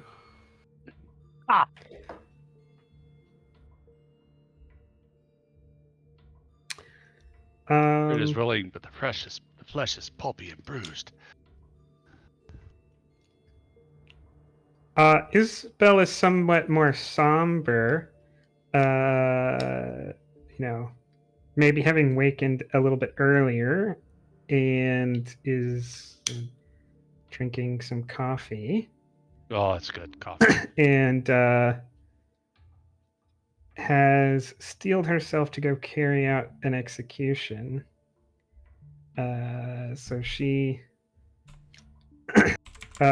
give the a curt mention to Borgia that she has a raven to leave out for the crows and leave. Did Cormac not tell us he'd taken care of all that? He did not. Yeah. Each of you gain a Hungry Magi medallion. Basically, it's the emblem of the place stamped into an iron medallion with a sort of bronze relief of the emblem of what looks to be some sort of wizard or magical person raising their arms, and they're summoning like a beer next to in the sky. You do not have to pay to come in again if you come here again. Like normally you bought your way in, but now you've shown that you're a good time and you have good money.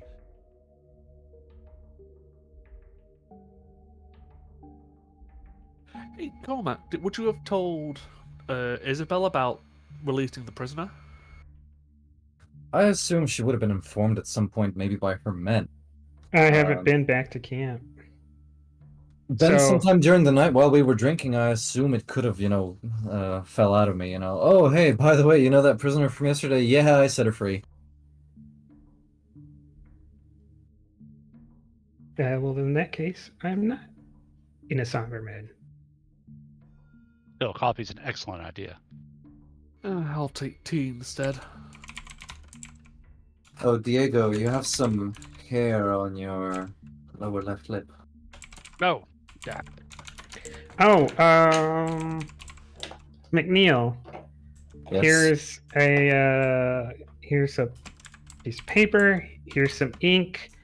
Me and Borgia think you should write to the marshal explaining your enthusiasm at leading the vanguard. Uh-huh. I'll The note- marshal thinks you should do this too. I'll Yes, note he was that. very clear. I'll note to McNeil, you now have a savior of a dark gilder. Double plus for middle class, double minus for commoners. Ugh, I don't want that. What the hell? This is a double plus ungood. As you have saved a someone who rightfully should have been killed, who attempted to kill a common officer hero. Yeah, so Gilder's like, hey, look, this guy's willing to save out someone in the dark arts, in the dark trades. Oh, we like you, sure. Looks like you'll look out for us and save us from the guillotine. Common folk see corruption. Common folk are still good with me. I got a +6 with them, so we're still okay. I'm still Yeah, here. it's like they're not. They heard that when they hear that part of the tale, like, okay, he's not perfect, but usually Who he's is? pretty good. Who is right? perfect? Exactly. So sorry, what were you saying? Paper. You want me to willingly sign to lead a vanguard? I want you to confirm to the marshal what he already knows to be true, that you will lead it. Uh-huh. And aside from the It's certainty entirely up to you to agree with what the marshal has already decided. aside from the certainty of death, what else is there? The certainty of Promotion. majority. Promotion. Again with promotion. Is that all you children care about? You want promotion to king. Why can't we want promotion to captain? Hey, I'm already a higher rank than I thought I'd ever get. If I get any higher, that's just added bonus. Fine, let me play your game then. No. What will you offer me? I'm not going to bribe a senior officer for for glory. Oh, let's not say that you're bribing a senior officer. Let's say you're bribing a friend. I've already, despite every other officer's distaste for finding action, agreed to not spark action for the marshal. There's nothing else I can give you. Oh yes, there is. Seek deep within yourself and offer me something, and then we can chat. I mean, as a friend, I can offer you an ass kicking. You certainly could, but then I'd have sufficient reason to hang you. Oh, so you'd take a friendly gesture and turn it into a military one? So I most certainly would. I'm corrupt, remember? We could just tuck him in the river.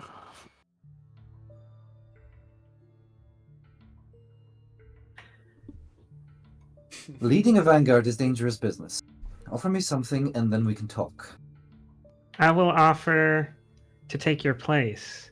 I will go to the marshal and suggest that I can only offer him my command. Is that Yeah, so? How about collectively the three of us offer to do it while you lead from the back? You can lead the vanguard from the rear. You're directing us. You're the brains of the operation. I don't like your tone. I don't think my tongue cares. Hmm. We're I not care. in uniform or camp. But we will be. I can offer not to better your offer to the Ravens. You want the Alamanian officers dead? Be my guest. They'll still keep your money. Well, it wasn't your money, was it? Wasn't my money. Mm. It's the army's money. You'd be spending the Emperor's coin on nothing. And the Emperor doesn't like that.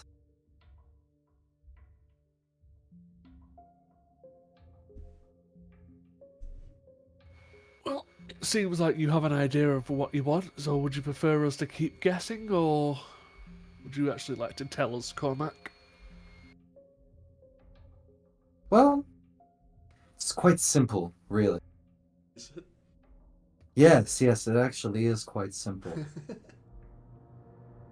I want an honest, heartfelt apology from each and every one of you. Too For long. what? Too long has my authority been questioned. Too long has my authority been avoided, even though I have given my soul and my life for the three of you and for this company.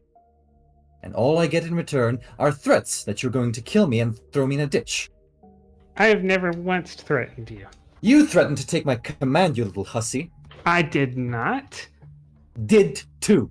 I said that I would lead it as a lieutenant with a lieutenant's command. Oh, I did up not yours. threaten to take your office. Up yours. Isabel will stand up and salute very sternly and say, "Good day, sir," and leave. Good day. Yep, Diego will follow suit. Yeah, Luciano's just gonna finish his tea. He's not going anywhere.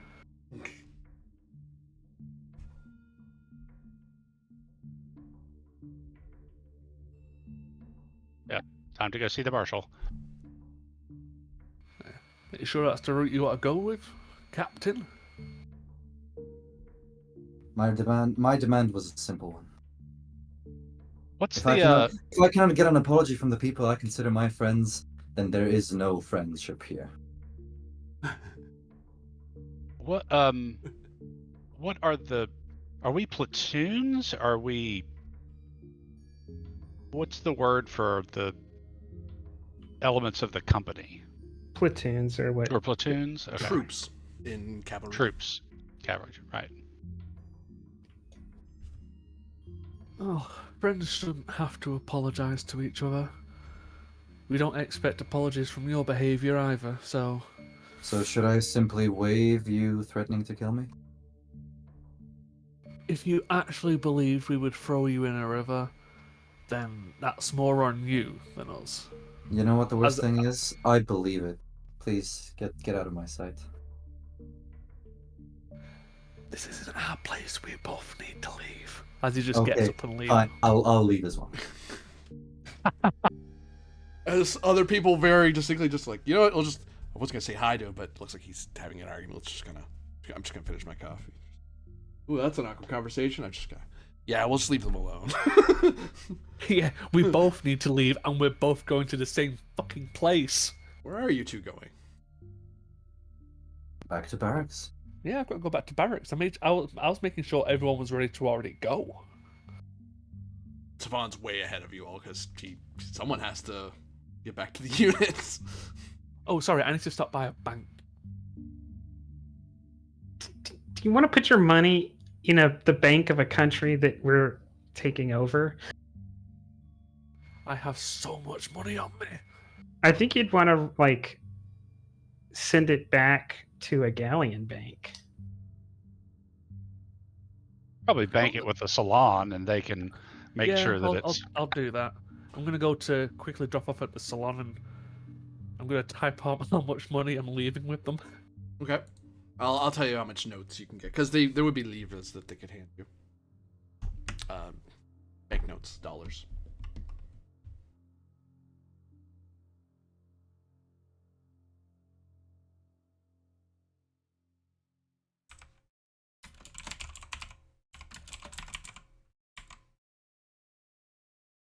Sure.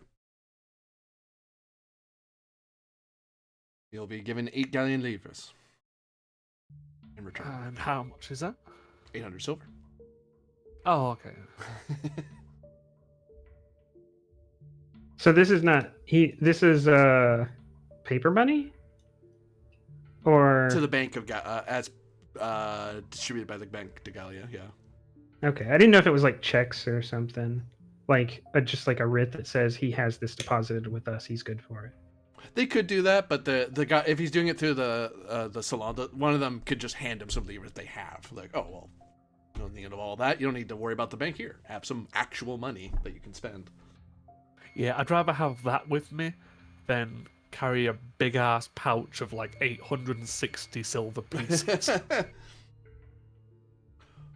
Must be nice to have wealthy friends. All my friends just like swords and guns. Hey, I just picked the right crowd.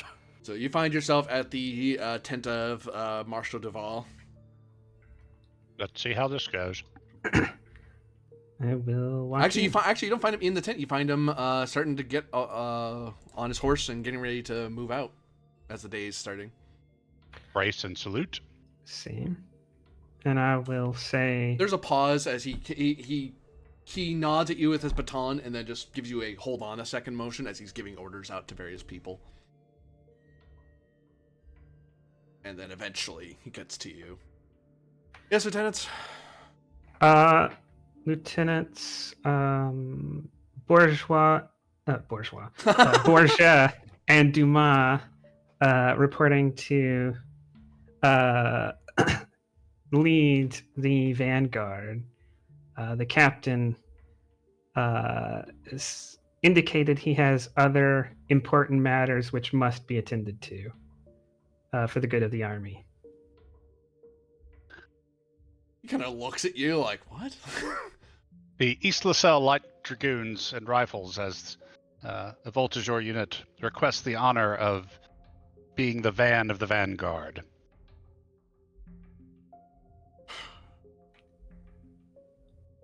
Well,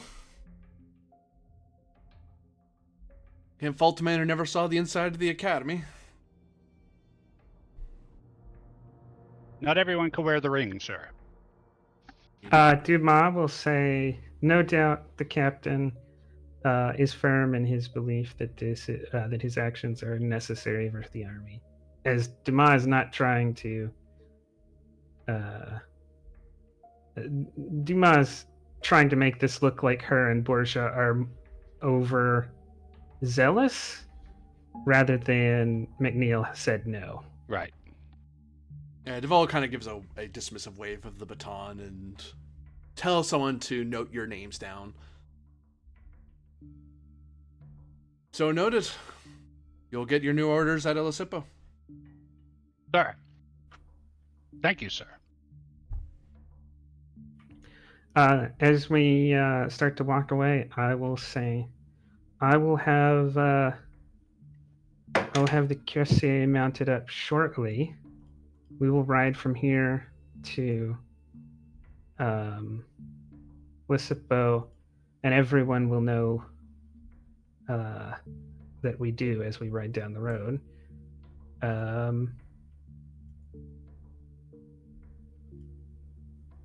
We will ride there at a gentle pace to allow your rifles the occasion to dismount. As much as I find it unnecessary, you seem to love doing it. That lets us go places horses can't, where such places often being perfect for ambush. Better we should find out about it than the entire column. Well, Yeah. the army is about to move, so, and I can only give you the briefest head start, so perhaps you ride ahead at the double to get I think enough we've got to distance. wait for new orders before we can do any of this besides just move out. No, he said, from my understanding what the marshal said, it's basically like, you're the vanguard now. You'll find out what your next job is when you actually get there. Intelligence, military lore. Yeah. Because I'll do that Lisipo right. is the destination.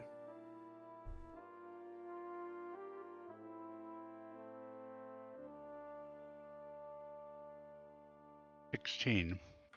Ugh, Whoa. shit. I assume Isabel's going to be the lead. Sure. Why not? So She needs a 22. So the whole, you understand that he's going to probably amass the entirety of the 7th Corps, because the 1st Division is in Seabreeze, the 2nd Division's here in Aquahaven, and he's going to join them up on his way to El Isipo, and then march on El Isipo with the entire Corps. And then instead of like doing, he's going to then, once he gets into his new encamped position, he's going to give you and Diego specific orders of what he wants you to do once he gets there. Okay, so we're moving as part of the main body to Lisipo. Yeah, but you know. Okay, I thought we were scouting for the army. No. He might call upon you at some point once you're approaching Lisipo. He might call upon you to scout or do something special. You do know you're getting special orders separate from the rest of the Corps once he's closer, but this far away, he doesn't know a ton about Olasipo yet. So he's going to be marching with the bulk for now. He doesn't want you to be too far away from him when he gives new orders. Because it's going to be orders from him in particular, rather than to your captain. Because there's certain things you can't do as lieutenants. That he can't send you too far ahead without your captain with you. Like if your captain was going with you, then yes, he might send you guys along, but you're too low ranked to be detached. Extra information. You catch the feeling that he is being especially cautious. The fact that he's gathering up, given how little resistance you've heard the Corps getting, the fact that he's bringing the entire Corps down at Olasipo means he's expecting a bigger fight. He's not expecting this to be easy.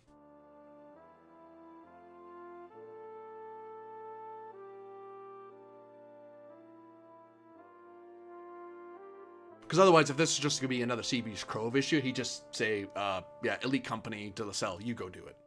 I'm not going to use, the Corps is going to go Polo or something, you know what I mean? All right.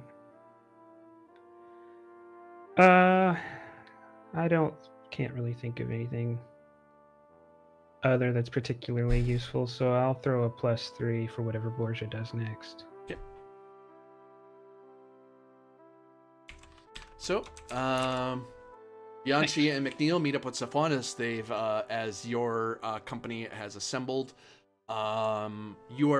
The two of you are informed through Sophon, because he's now been informed because he was ahead of you, that you will be meeting up with the rest of your squadron. It's going to be meeting up with you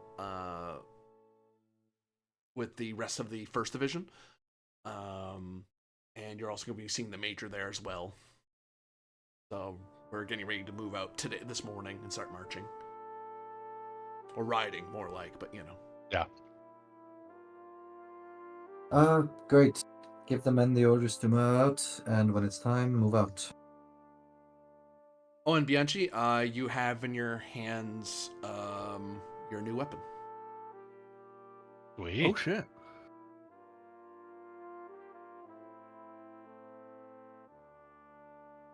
I'm just gonna look at the other two and just like hold it closer. It's like, fuck. Sophon gives it a look because it looks completely outlandish. Like, Right. What in?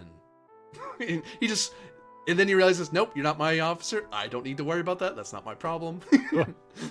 Remind me not to stand in front of you when you shoot that thing, or beside you, or anywhere but directly behind you, behind a rock. You sure that thing's not just gonna blow up in your face? Well, there's one way to find out. He just loads it and fires it. No. But I would ask if I can take some test shots. As you go to like a nearby, to go to practice, you can practice briefly before everyone moves out. Did I give you the full brace of numbers for that thing? Yeah. Oh no, I've got nothing for it. Okay. You test fire, you learn what it does. If you roll a 1, it blows up in your hands. Seems fair. I mean, the lowest I can roll is a 3, so I don't have to worry about that.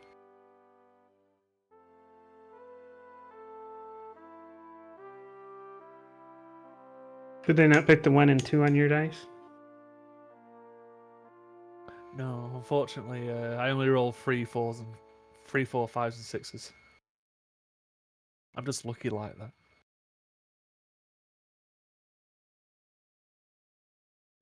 That's lucky in this game. That'd be terrible for damage in STA. Yeah.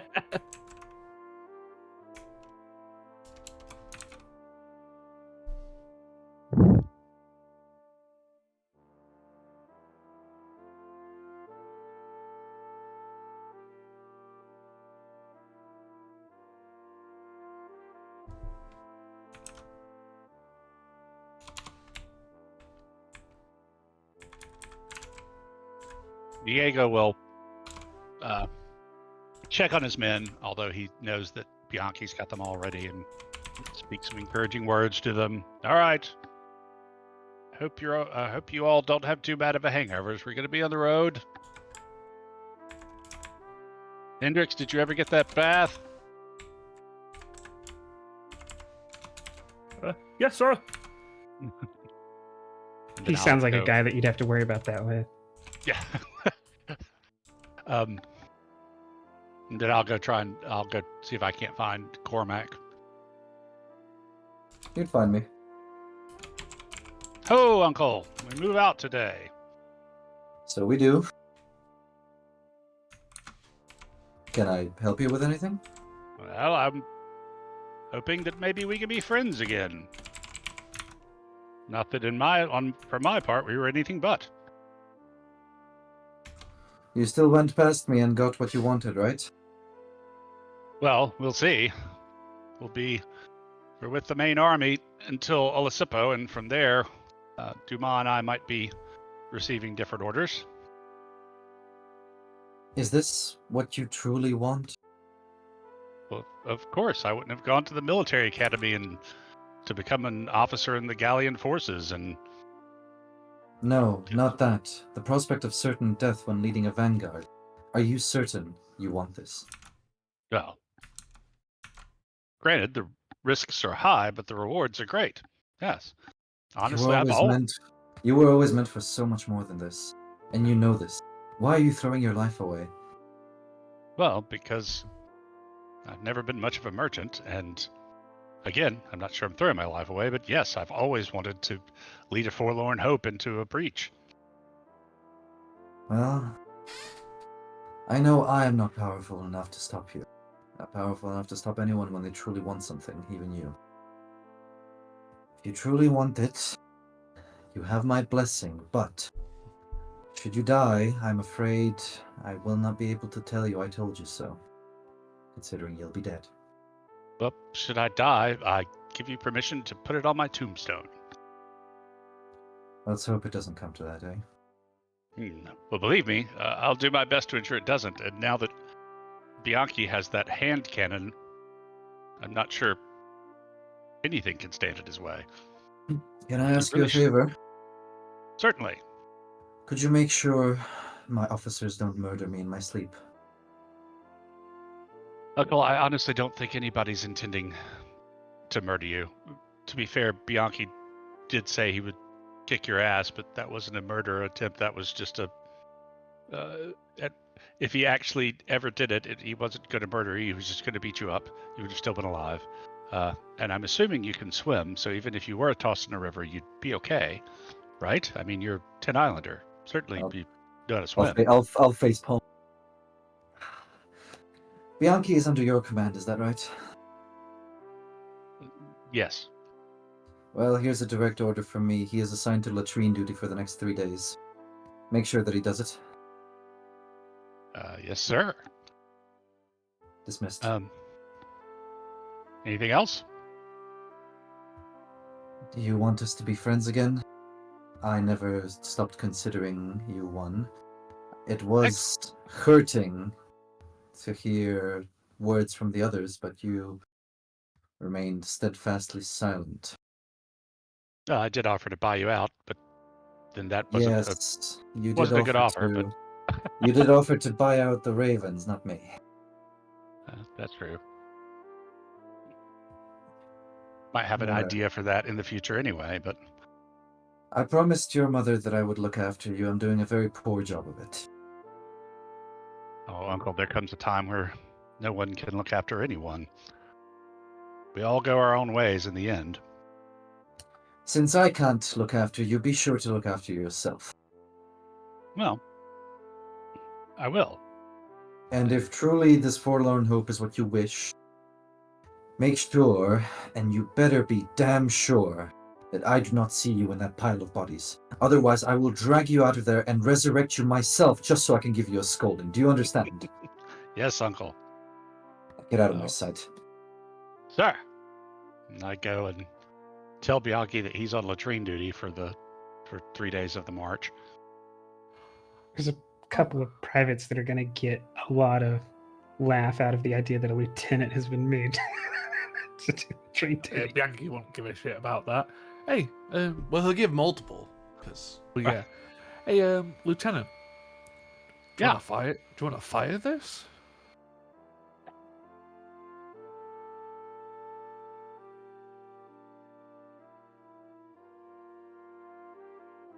Hands. I mean, it's only short range, but I'm reading. and what it can do. Right. Yeah. What is the strength requirement for this thing? Anything? +1. As in, So you you have get- to have a strength 1 or more.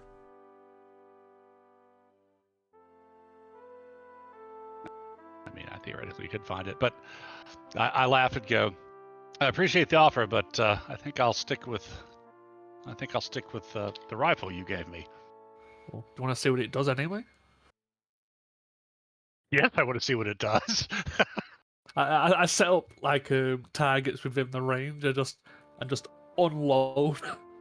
As you fire, boom! This loud explosion of shot as it peppers the several targets in front of you. Cormac would, come stomping out of the office. Who is blowing up barrels of black powder? Who? Points. A lot of people are like, nope, I'm not taking the hit for that one. It's over there. I Don't told yell you at me." I told you he had a hand cannon. At least do it when we're out of the city, you madman. You are out of the city. You're just within sight of it, is all. At least do it when the villagers can't hear you, you madman. Would you like to fire it, sir? Well... hang on. Well, too bad I'm on Oh, latrine duty. I immediately. can't. Huh? You can dig a latrine with that thing. You know what? Yeah, hand the thing over, I'll try it. You have a strength of 1 Everyone and stand higher. behind. Yeah, well behind. Sir, it gives an almighty kick. Oh, be silent. I've fired things bigger than this back in the Tin Isles. I think he's lying. Now, watch and learn. Okay, good. I'm just gonna like put a hand behind him for when he eventually flies backwards. Hilariously, he has enough strength to fire the thing, so blam! It is. I mean, don't get me wrong. You know it when you fire it. This thing kicks like a mule. Although the accuracy of it is abysmal. It can only fire up to 12 yards away. But hey, whatever's within that 12 yard, 2 yard space. 12 and 2? No. 12 and 6. 12 and 6. Blam! Whatever's in that area is gonna get peppered pretty bad. I'll throw it back to Bianchi and shout because I hear buzzing in my ears. Yeah. Maybe it would be best if you wore some rags in your ears for the thing, you know? I'll just salute because I know for a fact he can't hear me. Yes, good. Carry on. If we could, as the Grenadier unit grows, if we could give one man in every file one of these things, make a hell of an assault unit. Yeah, I'm just saying. This Need to make in sure- front of a charge. Right. You need to make sure and go ahead and put some sort of bayonet on it because it's useless after the fact the first time. It's big enough to be a club by itself. Yeah, but you spent too much money to just bang things with it. Well, it's a prototype. Oh, by the way, to reload the things, it takes 6 major actions. If you're rapid reloading, you can rapid reload.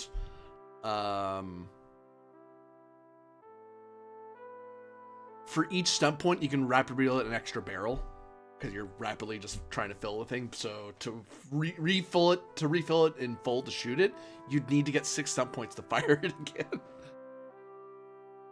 You can't just fire like whatever barrels you have loaded. No, because it won't work properly. Okay. Yeah, I don't think it's. You'll be there's no way dry to, firing a select bunch barrels. of empty cylinders. Yeah, it No, that's just fair. yeah, it doesn't have multiple locks. It only has one lock Right. to ignite it. Yeah, so essentially, I get up close, I unload, and then I go to the glaive. Yeah, pretty much. Yeah, that's what I'm saying. Like, so like a file is a squad, and so it's basically like the squad heavy weapon. So everybody fights in, getting close. That guy unloads a blast, and then the rest of the squad charges forward. And yeah, I can see it. I mean, kind of fits. It really does kind of fit in with Grenadiers as they were originally intended.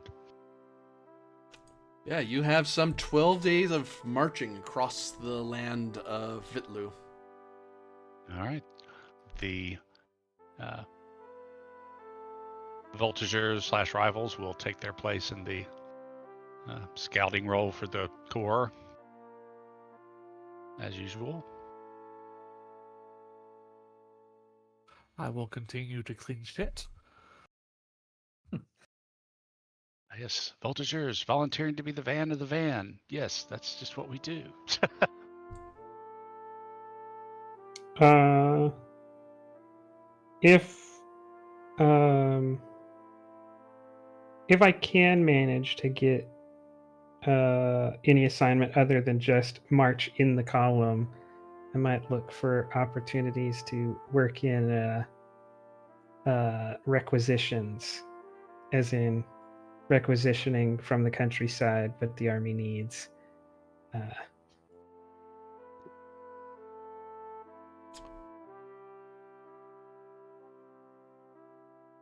Because you did say that our dudes were a little disappointed at the lack of looting, so Give me communication leadership.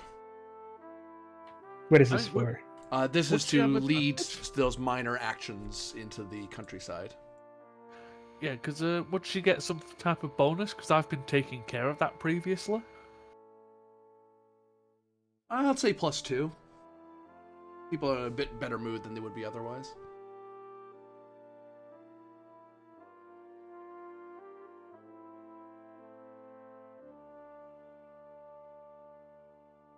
All right. Diego will use the. Oh, and I want to say that you have already rolled to see what the majority of my men were, but I don't. I should have wrote it down, and I did not. Militarists, as I recall. Oh, okay. Then it's a 17, 18, 19.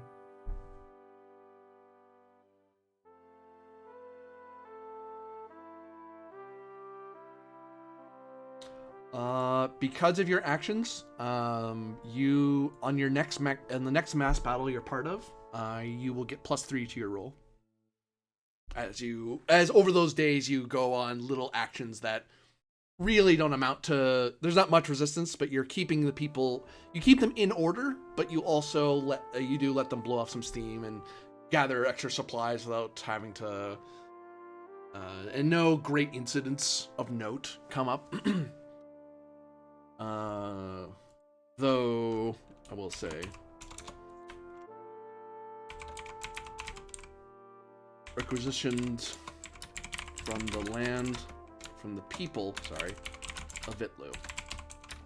Bonus to militarists, negative to the common. As some people are a lot poorer because of your passing. And Diego will use his elite riflemen to try and ferret out and drive away the opposing Voltigeurs if they come around trying to figure out where we are and how we're marching, to try and effectively screen the army and keep enemy scouts away before they can really know exactly what we're up to. Give me intelligence military lore. You get the +2 as well because Bianchi's been kind of tending to the troops, so they're in a better mood than they would be otherwise. So 13. I can re-roll that if I need to. 13 should. She does do it. You are able to you gain +2 to your next mass battle roll as they become familiar with the land of Vitlu, because a lot of people aren't from Vitlu, and one might be tempted to say a mountain is a mountain, a tree is a tree. That's not the case when you're on the other side of a continent. Like it is things are different enough that if you don't familiarize yourself as you are, it can be very easy to make assumptions that are very incorrect. So people learn a little more about the local wildlife, what kind of hazards one might run into. There are some minor engagements that occur with enemy scouts, but they get driven away Right. almost immediately because there's you, and then when the battle goes on for any amount of time, the rest of the corps shows up and they leave. Right. Like there's no hope that. Yeah. Well, I will say you do find that you don't find any great divisions meeting you here. Okay. Well, and of course, the whole point is to keep the scouts from seeing the core as much as possible. Yep.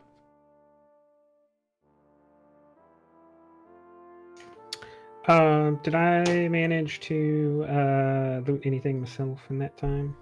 You probably could have. Only 2d6. Save me a bit of looking around.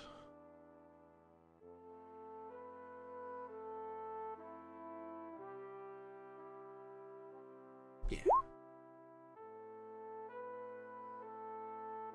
I just remembered that I worked out the math to buy a cannon, and I'm almost a fourth of the way there. 50 silver is how much your share of the profits are. In coin. There is like random other things, like you have extra nice food for a couple days, a bar of soap when you otherwise would have to requisition it, that sort of thing. But an actual like hard currency you're able to get. Wait, why'd you want a cannon? Why don't you? You you fire the knock gun. You see what it can do, and you don't think, but what if instead of just firing this knock gun, I use this knock gun's weight in powder and put that behind a massive iron ball? No, it's just like I understand wanting a cannon. It's just like, are you? And you ask me personally buying a cannon? I don't know if I'm buying it. It might be like arranging it to be given to our unit instead of some other unit.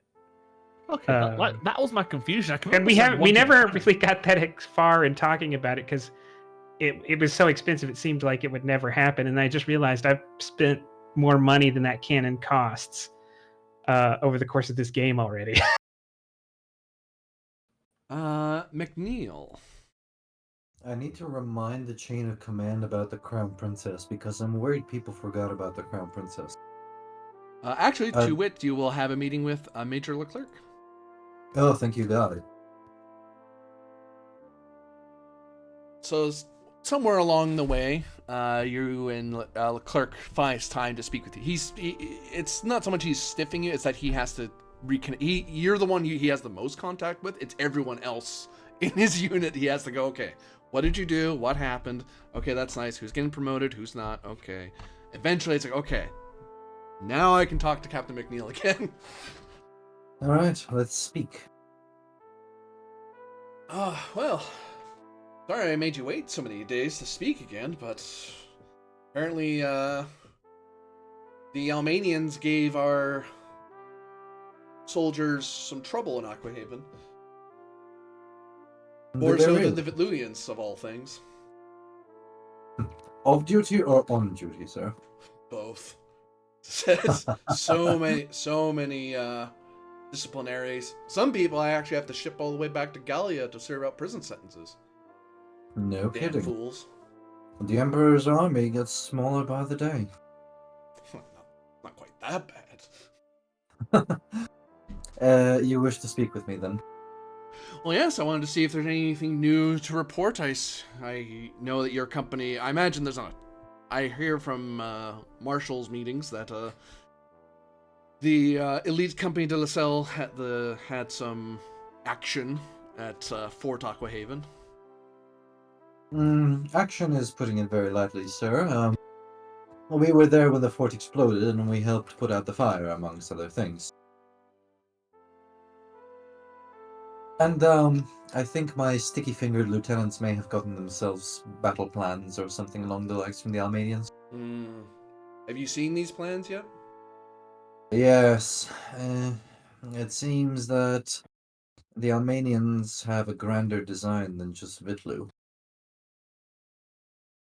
They plan to march further north and east, respectively. One hoped that the marriage with the Emperor was going to tame the Almanian ambition, but one wonders how much of this is the Kaiser's ambition and how much of this is our own Emperor's. One hopes it's ours. it's not the Emperor, then one wonders if the Kaiser will honor their marriage vows. Or their marriage Major. ties, I should say. Major, may I remind you of our deal with the Crown Princess of Vitlu? Please Which remind we me. It have has so- been a few. I've had many deals I've had to deal with in the last couple days. Well, very well, but I'll need you to pass it on further up the chain of command because it is important that they know this as well. Hmm. We have agreed with the Crown Princess of Vitlu from Coral Haven that we shall help her be installed on the throne of Vitlu, and in return she shall follow all the directives set forth by the Emperor. Long may he live. She wished for us to behead the current monarchs, and she seemed pretty adamant about it. However, it is quite possibly a way that we can perform all this without suffering too great a possible casualties at Olisipo. Do you plan to achieve that with the whole corps marching on Elisipo? Well, one would hope that the princess has situated herself in Olisipo, and if not, letters must be sent. She must be summoned. And we must get inside the walls and behead a couple of monarchs, so to speak. Didn't think a 10 Islander would be so keen on regicide, but if you can manage that, I can write up some particular orders to allow you to detach from my larger maneuvers once we breach the walls, and then we can move your elite company about to secure the princess and securing the monarchs. If you can manage it, then that makes the taking of Olisipo all the simpler. Here's the thing, though, Major. My two lieutenants, being zealous as they are, have already signed themselves up for the Forlorn Hope. Forlorn Hope? I don't see how it's so forlorn. We outnumber them by countless numbers. To be the first one within the walls, Major. Well, Vanguard, surely, but I don't see how it's all that forlorn, really. They are in the Marshal's claws now and out of mine. That is the problem. Well, if one's to look for advancement, does one look to a captain to a marshal? He shrugs.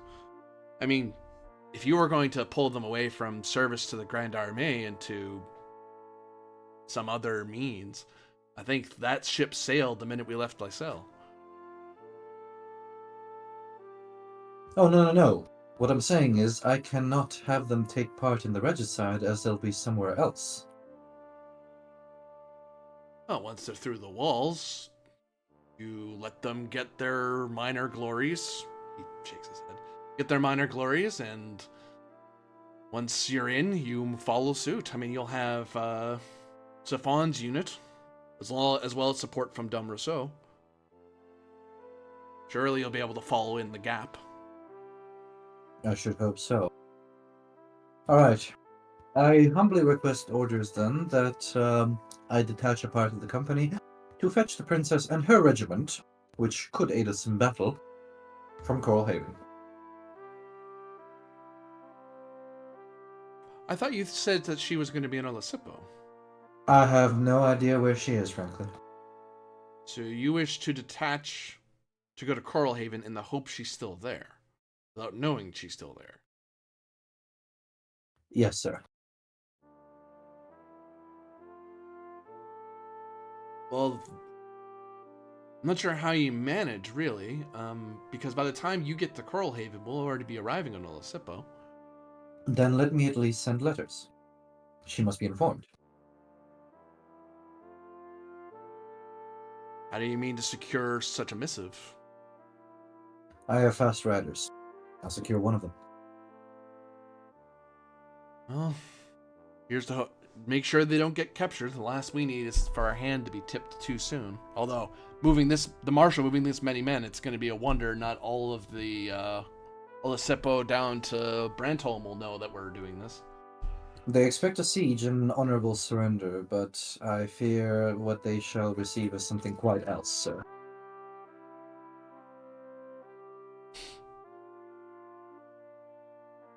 With your leave, sir? Carry on. Yes, sir. Oh, and Hmm. one last thing, Major. Yeah. A personal question, if I may. Sure. How do you deal with... Are you a married man, sir? Have you any children? Yes, I do have some children. How do you discipline your children, sir? Oh. Firmly. And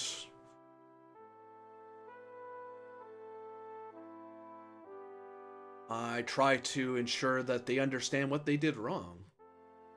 And then press them to learn the lesson of their mistake. And should they be too stubborn to listen?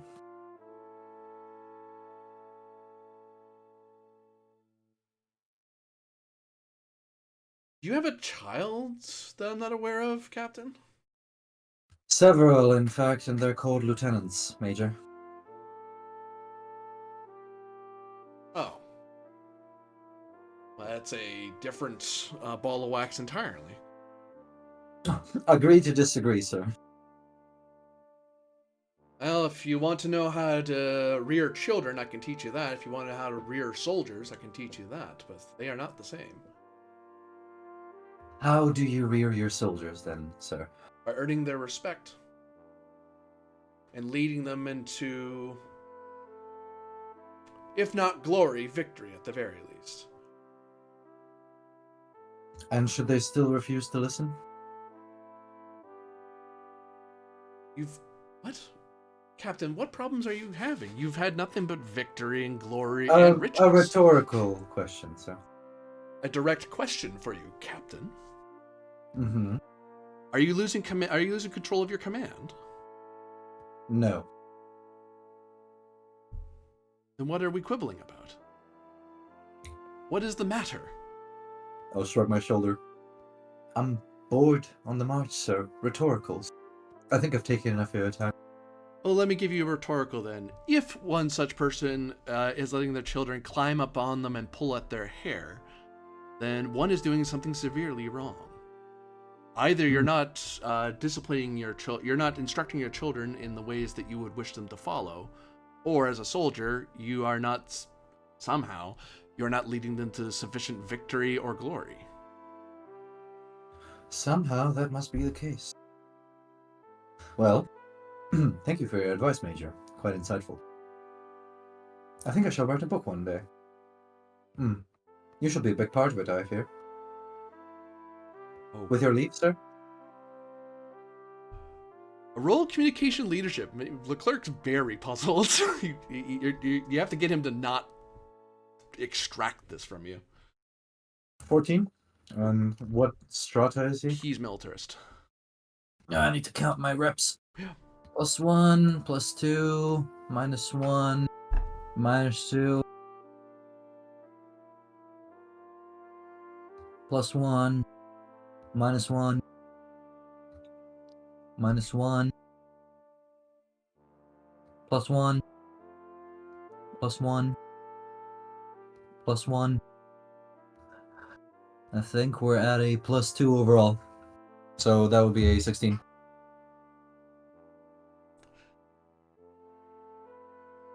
The only last bit of advice I'll give you, Captain, is whatever troubles you may think you have, at current, the Corps has no issue with your command.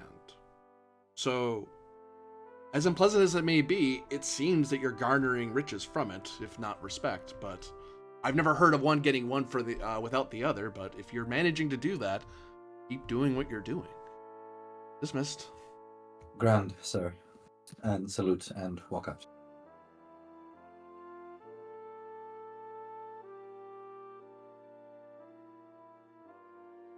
And officers are like children. I don't know why you're trying to convince the GM. You have to convince characters in the game.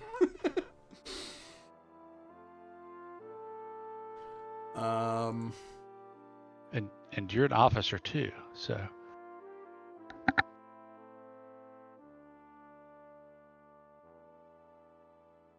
But anything else you do during that time? I believe you arranged for a missive to be sent to Coralhaven.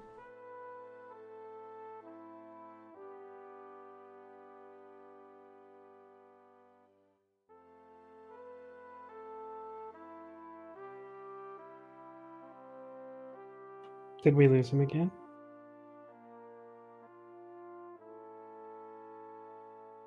Cormac, you there?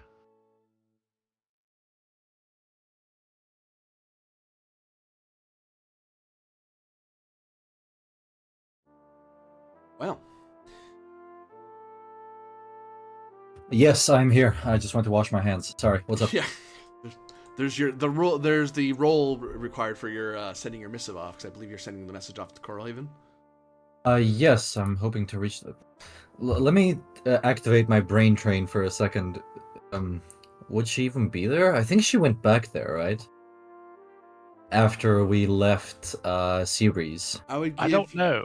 I would say perception, empathy, or intelligence. It wouldn't be military lore; it'd be different lore. But In that case, I'll just give you intelligence. 17 with 6? yeah, you'll get it. Yeah, if she is going to stay in Coralhaven because she wants distance, so that if the queen is killed, she can't be accused of being part of it. She needs distance. She needs to be close enough that she can be summoned to Olisipo, but distant enough that she can't possibly be implicated in the death. It's perhaps not a good idea to summon her directly to us, but could I request the aid of her her regiment, the Queen's Own, or the Princess's Own? The Coralhaven division. Would that also be seen as an act of gross treason and whatnot? It would tie her to it. She might be able to send recruits in Coralhaven at best, like in the sense of like not people from her regiment, but she can send people from Coralhaven. Hey, there's a job waiting for you if you want to go. If you just travel south to Olisipo and look for Captain McNeil. Okay, let's do it like this then. I'd like to inform her of the current situation, and I'd like to ask her not if she can send troops. That would probably implicit her too much. If she can send supply trains. Just any sort of supplies that she can spare. Food, fresh boots, etc. Give me...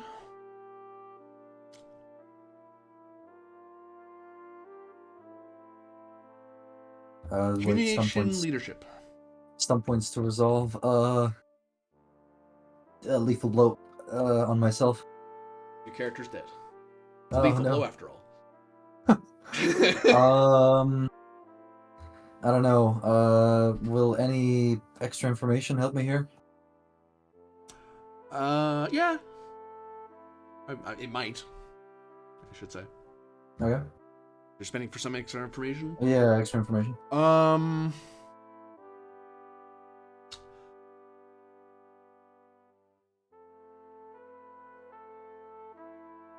This is something she thinks that you and the people you brought with you to Seabreeze can do. Like, she wasn't expecting the entire 7th Corps to do it. She was expecting that you and yours could do it. You can use other resources, but the difficulty of the task is a lot lower. Or at least she believes it to be lower than it is. Right. Yeah, just waltz in and kill the king and queen, right? So. Okay, and Well, the queen and the crown prince, I think, is who we're after. Yeah. Right. Okay, well. The queen's consort is not material. He doesn't have succession, so. In any case, I'll let the other points fizzle out because nothing really I can spend them on here. What did you say this next role was? Communication leadership. That you're trying to... Okay. Well, if it may... Yeah, that's good. One big thing, your next mass battle roll will have +6 because you're gonna get wagons upon wagons of powder, medical supplies, extra food.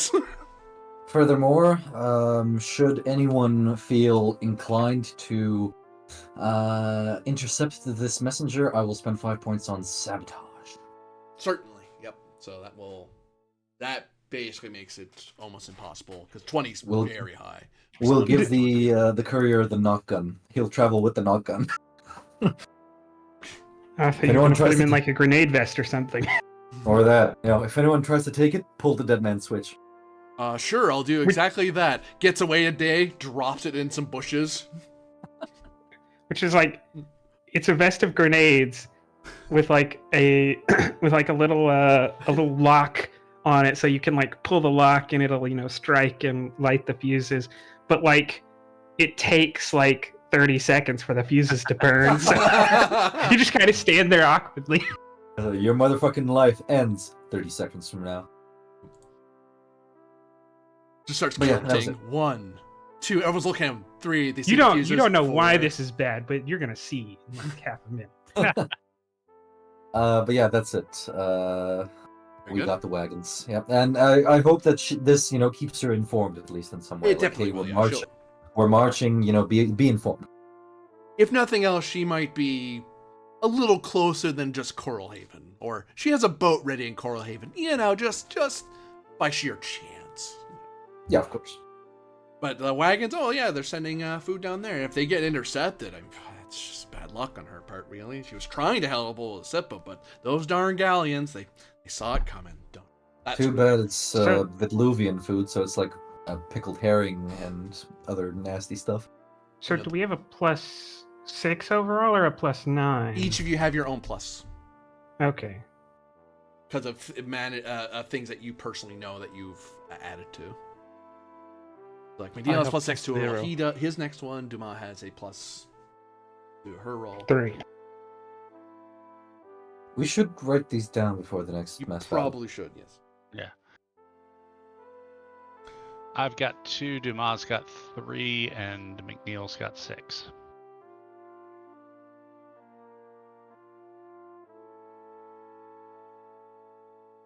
And there you go. As the Corps begins to muster up upon viewing of Olisipo, it is a grand jewel on the continent.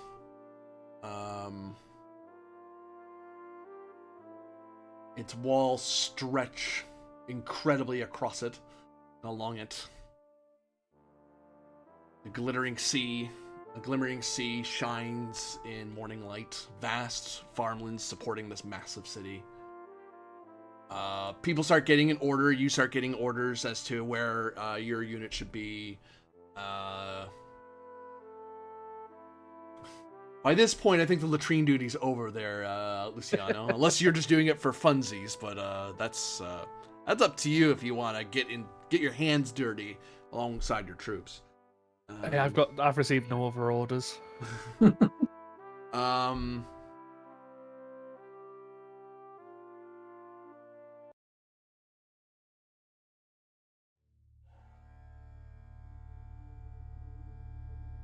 And at first you see the numbers and the fluttering banners of regiments. Basically, it looks like Vitlu is... Some of its divisions can't all be here because the First Corps has tied down at least 2 other elements away to the border. But they were able to bring up one of the southern divisions and the one for Olisipo. So there are 2 regiments, quote-unquote, here, which still, a corps is intensely massive. And it looks on glance that this may even remind Dumas of that assault on the port of Glacier's Peak, where it's just the numbers are so big, it's almost not worth talking about. They might mount a defense, but it'll be such a upward climb for them to bother. Different scales, but still. And as people are getting ready and getting their powder and checking weather, checking over maps, that's when the horizon alights with ocean blue banners cannoned by the golden anchor of the 10 Isles. And a massive armada of ships start sailing closer to Olisipo. Major Leclerc, as he's kind of talking with McNeil and Dom Rousseau about your specific orders, she kind of looks up at that, and it's something you can't miss, because it's all of a sudden there's nothing, and then a line of black and blue and banners as it's starting to fill out the horizon.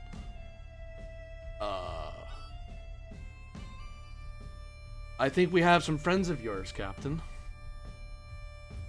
The children asked for war, Major. The children shall receive one. May Saint Solara help us all.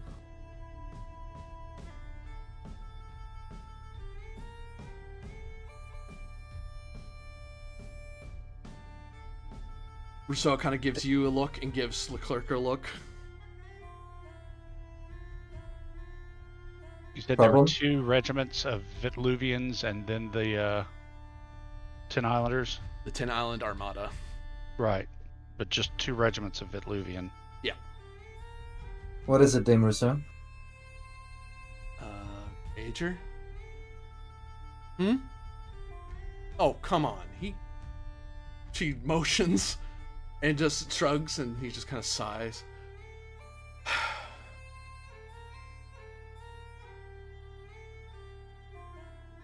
I'll shed a tear at the display because it is beautiful. McNeil. Yes, Major. I know you better than most anyone else in the Corps. Save your family. Yes, Major. So I'm not going to say what the rest of the Corps is thinking right now. I'll only say this. If we win, find me. Or the Marshal. Quick. Yes, Major. If we don't, you need to not be anywhere near Olisipo. You don't think that...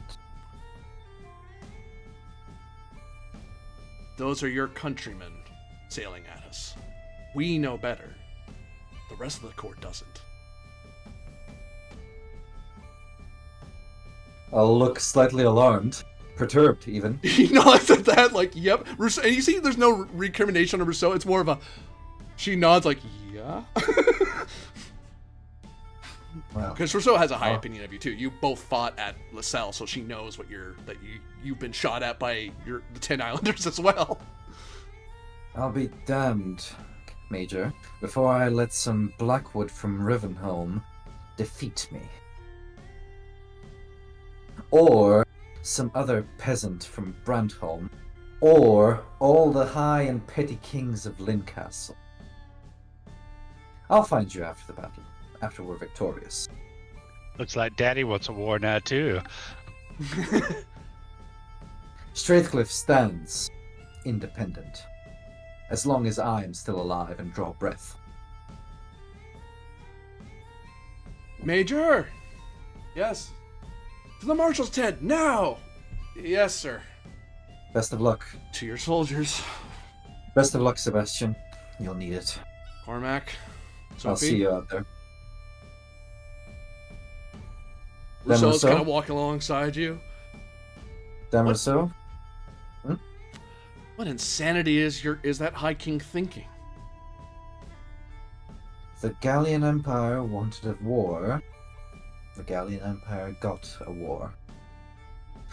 It was only a matter of time before the official declaration was wrought, and here we are, at the edge of the knife. I mean, to be fair, Gallia actually didn't start this one. Silence you! Was it the Gallian navy that attacked the Emperor and the Princes of Almania and Lysel?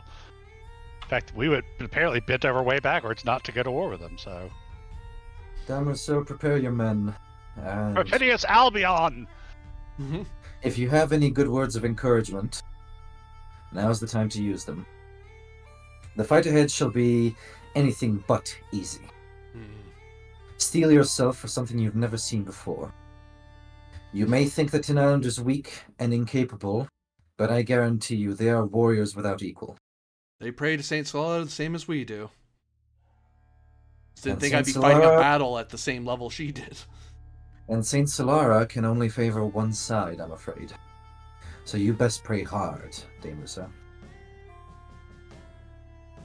As long as no lady from Lake start throwing them searing blades of light, I think we'll be okay. You never know, Dame. At this point. I'll see you on the other side, won't I? Whether under flag or at the side of Saint Solara, he gives you a nod and starts heading off to her side of the battle. Oh, well, I'll extend a hand for like a Roman handshake, where they grasp up until the elbow. Yeah, she'll match that, certainly. Keep yourself safe.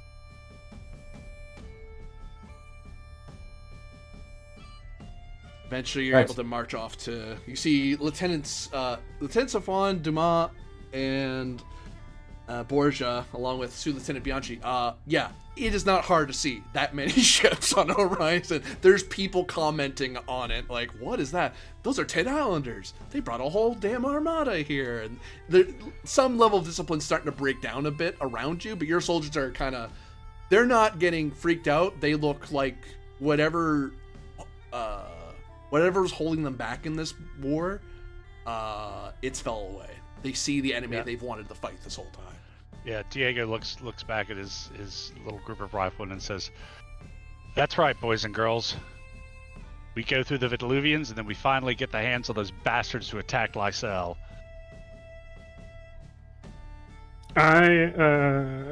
Dumas says, I think shortly the only people who will remember Alasipo are archaeologists. They have finally gone too far.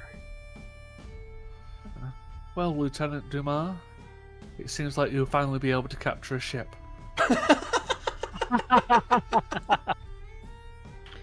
Perhaps hundreds.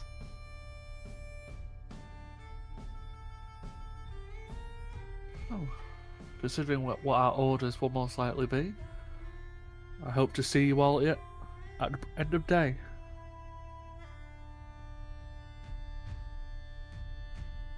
Sous Lieutenant Bianchi! Sir Sous Lieutenant Bianchi here! You hear some runner crying out into your group trying to find you. Here. Run. You see it is a, it is in fact a major that's running over to you of all things. And lots of people, Ow. when seeing him, are like, "Holy crap!" And they start saluting. He just goes, waves like, "Carry on, move aside, Yeah, move aside." I'll salute, Yeah. sir. Urgent letter for you. He sticks it out at you, and you can see the glint of the salon pin at his uniform. Thank you very much, sir. I'll take the letter and read it. As you start to read it, he grasps a very firm hand on your wrist. Far bolder than anyone's ever been in your company, because even higher ranked people, they depend on the rank to keep you from beating their head in, basically. So there's a certain level of, I stay behind my men because you are a big dude. This guy grabs it, and it's not a sense of hostility. It seems, and you feel the urgency in his eyes. Not in the open. Shall we? He pats you on the hand. Do what thou must. And I'll find a tent somewhere and quickly read it. he strides off. Captain McNeil gives you a nod as he sees you coming toward him. Major. Well, so just look to you, look at the major, look over at Bianchi as he goes over to the tent, like, what is going on? I'll shrug and, keep going about my business. Not my What? circus, definitely not my You monkeys. didn't think Bianchi was normal, did you? Come on, back to it. Bianchi, you read the letter in privacy.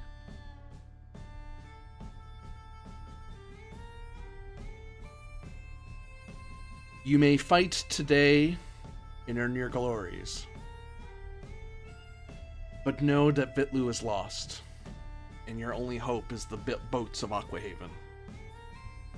For any you care for to survive this, you must leave. And then there's just a, you see a stylized R.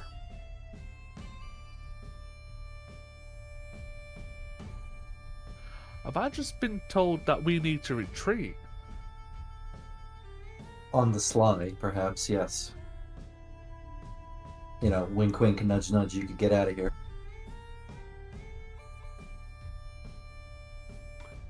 Perception empathy is all I can say back to you.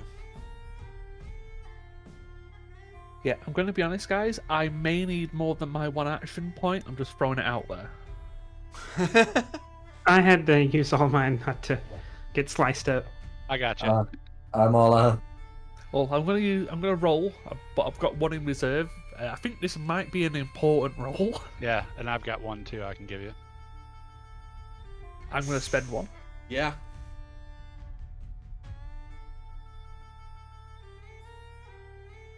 Oh. Will that do it? 13. Oh, because it's from the salon. But that's what communication rolls, not perception. Oh, just about to say I would have had a +5 to. That is not enough, unfortunately. He's being very Here's vague. mine. Right, I'm gonna have to. Yeah, I'm gonna have to try and go for a third roll. Come on, don't fuck me. Oh my god! Always happens on these rolls. Yeah, that's it. I'm out. Some things must remain a mystery sometimes.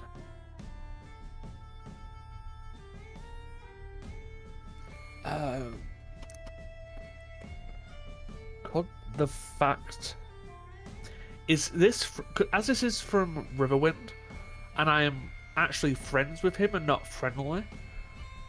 Would that have given me a bonus in some way? That's what we're looking for. Hold on. Because I'm actually friends with Riverwind. Would have given you a +2. So would have a 15 have hit it? 15 would have. Okay, Okay. so you can take your. You can take that back, yeah. That's fair. Okay. That's an oversight on my part. It is Riverwind's... Riverwind seems rather assured that that Vitlu is lost. And that if you want to survive the loss without, then you need to escape. You need to flee to Aquahaven. And your pin will be enough to carry whoever you wish, carry a certain amount of people with you. You won't be able to take all your men, but you'll be able to take, I don't know, about 3-4 people with you. Enough to to smuggle onto a boat. But to him, this is as sure as the sun rising and setting. Like it's a certainty to him. That's why he sent this missive. I'll immediately run out and run over to Diego and Isabel. We need to get to Cormac now. He's been called away to the marshal, but you're not going to get to him right now. No, I actually haven't. It's the major that's been called away. Oh, okay. Yeah, you actually If I see see him, McNeil approaching over to you and starting to get... I'm gonna run straight over to him and just lean in. Cormac, we have to speak now in the tent. Can't It is this... of great importance. Wait, can't this wait? We have to do the No. orders. Cormac, this isn't a captain or rank thing. This is we need to talk now. Okay. Would you just give me a Assemble second? cannons on the flank! Would you give me a second? I'll go over there to my tent. I'll be with you shortly. Lieutenants Isabel and Diego, quickly. Look around. Yeah. You're you not heard the that man. much of a lieutenant yet. You heard the man. Go quickly. Go, go, go.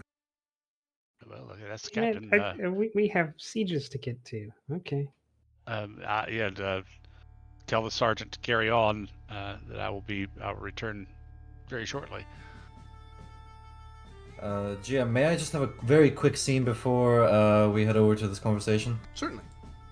With the lady that I freed. Is she with me? Yeah, she's back with the camp followers at the moment. You are 120 silver.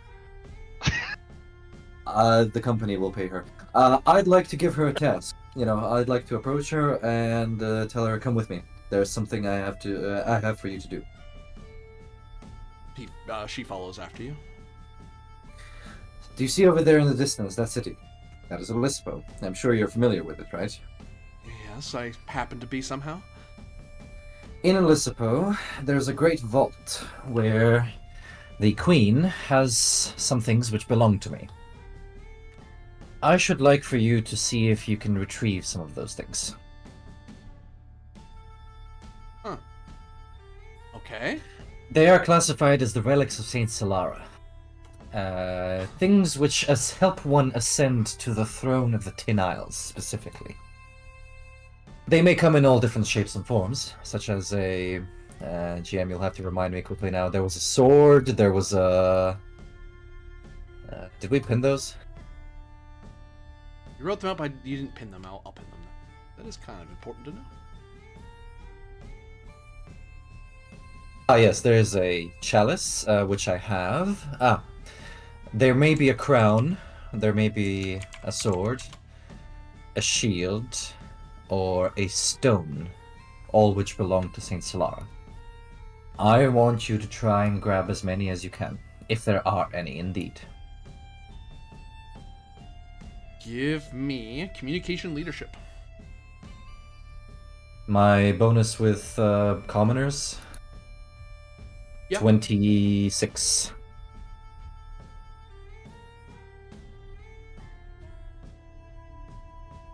Whatever I find, I will have to... Where should I leave them? I don't think I can carry such artifacts into the mass of the core. Send them... surely you must have some contacts in the city. Not anymore. Address them... well... If you have any civilian contacts in the city, or in case not, take this, and I'll hand her all my silver. I'll hand her all my 109 silver. That will help you. All my 109 silver, and I'll tell her, find someone that you can trust, and transport it to a man called Gerard in Lincastle. He will be expecting it. If it can be done, it will be done. And get yourself out. Anything else you find in the vault is yours to keep. After that, your service to me, should you wish to leave, you can. I'm so hurt that you sent that incredible opportunity for riches to someone outside the family. He's still cross but yes. with you about making fun of him. So.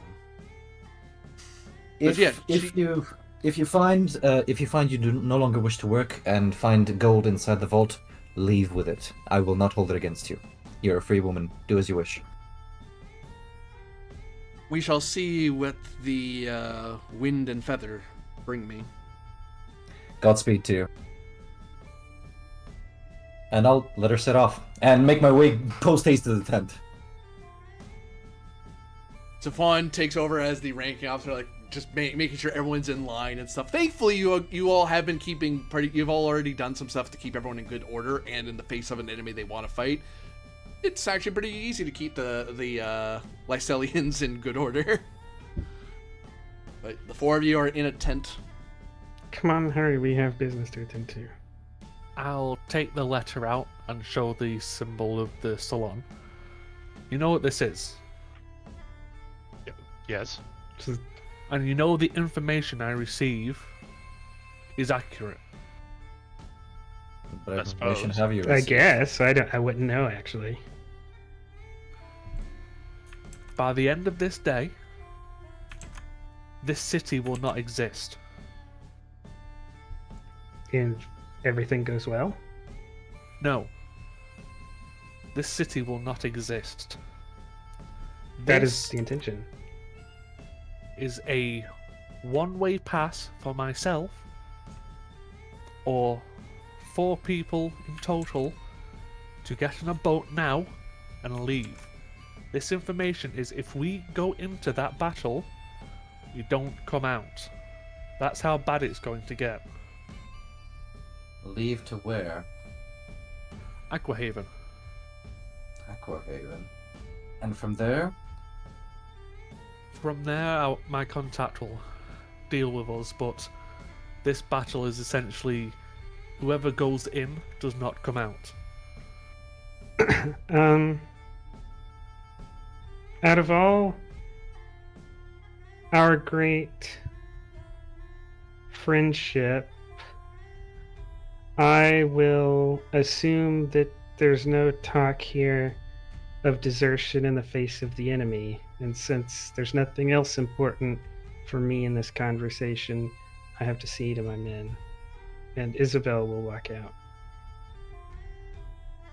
Yeah, Diego will like put his hand on Bianchi's shoulder and go, well, I mean, it's a soldier's lot. We go where they tell us, and we fight who they tell us. And I'm not entirely convinced the Salon knows a flanking maneuver from a hedgerow. So, again, with like Dumas says, I'm just going to think that there's no invitation to desert in this missive, and I best go back and get the riflemen ready for a hot day's work. I head out too. Well, Cormac, yes. this is an invitation to survive. If you wish to take it, you will have to take my pin. You may take up to 3 to 4 other people with you. I know you don't wish to be in this battle, I don't blame you. You say that we're not friends, but this is essentially me trying to save your life. Hand it over. I'll hand the letter over. If you wish to flee, I offer you my haven at Straithcliff. You should be safe there from, well, for a time at the very least. I think some business here is still left unfinished. And, well, it would look awfully suspicious if I picked up and ran. But I'll keep an eye on it. Should the battle turn sour at any second, I'll need your help. Will you join the battle then, or not? I was only going to leave if the 3 of you agreed. Very well, then listen to me very carefully, for I shall say this only once. Bang. During the battle, should things start That's to my go line. should things start to go sour, I don't care what orders you break. I don't care whose authority you break. Knock them out, Diego and Isabel, and get them to safety, and then proceed to wherever you want to proceed. I'll meet you at Aquahaven should the battle turn sour. Do you understand? I do. I'll try to keep them alive as long as possible. Should they seem too stubborn, try your words. Should they still seem stubborn, implement force.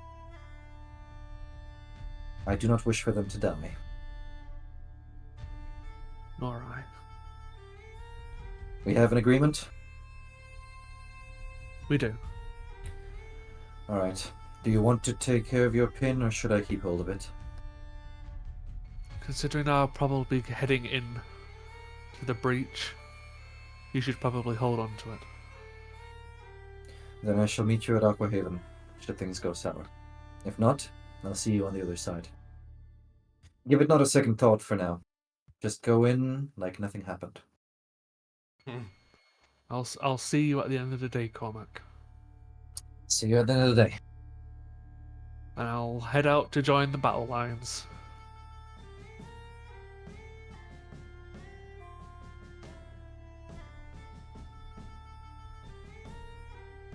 The lines are drawn.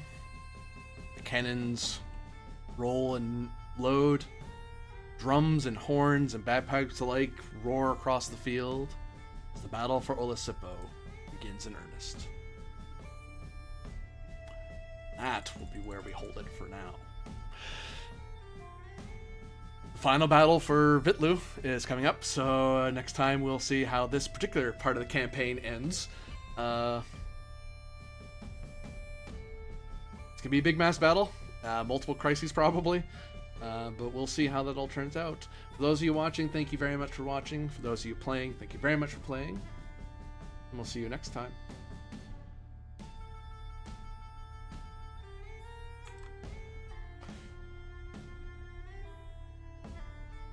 Well, Very good. yeah, I was wondering why I didn't hear anything from Riverwind. Well, if you gotta die, it's good to die after a night of a livesome. Well, that was like 2 weeks ago. Oh, but memories were made enough to sustain me for 2 weeks. Oh my god.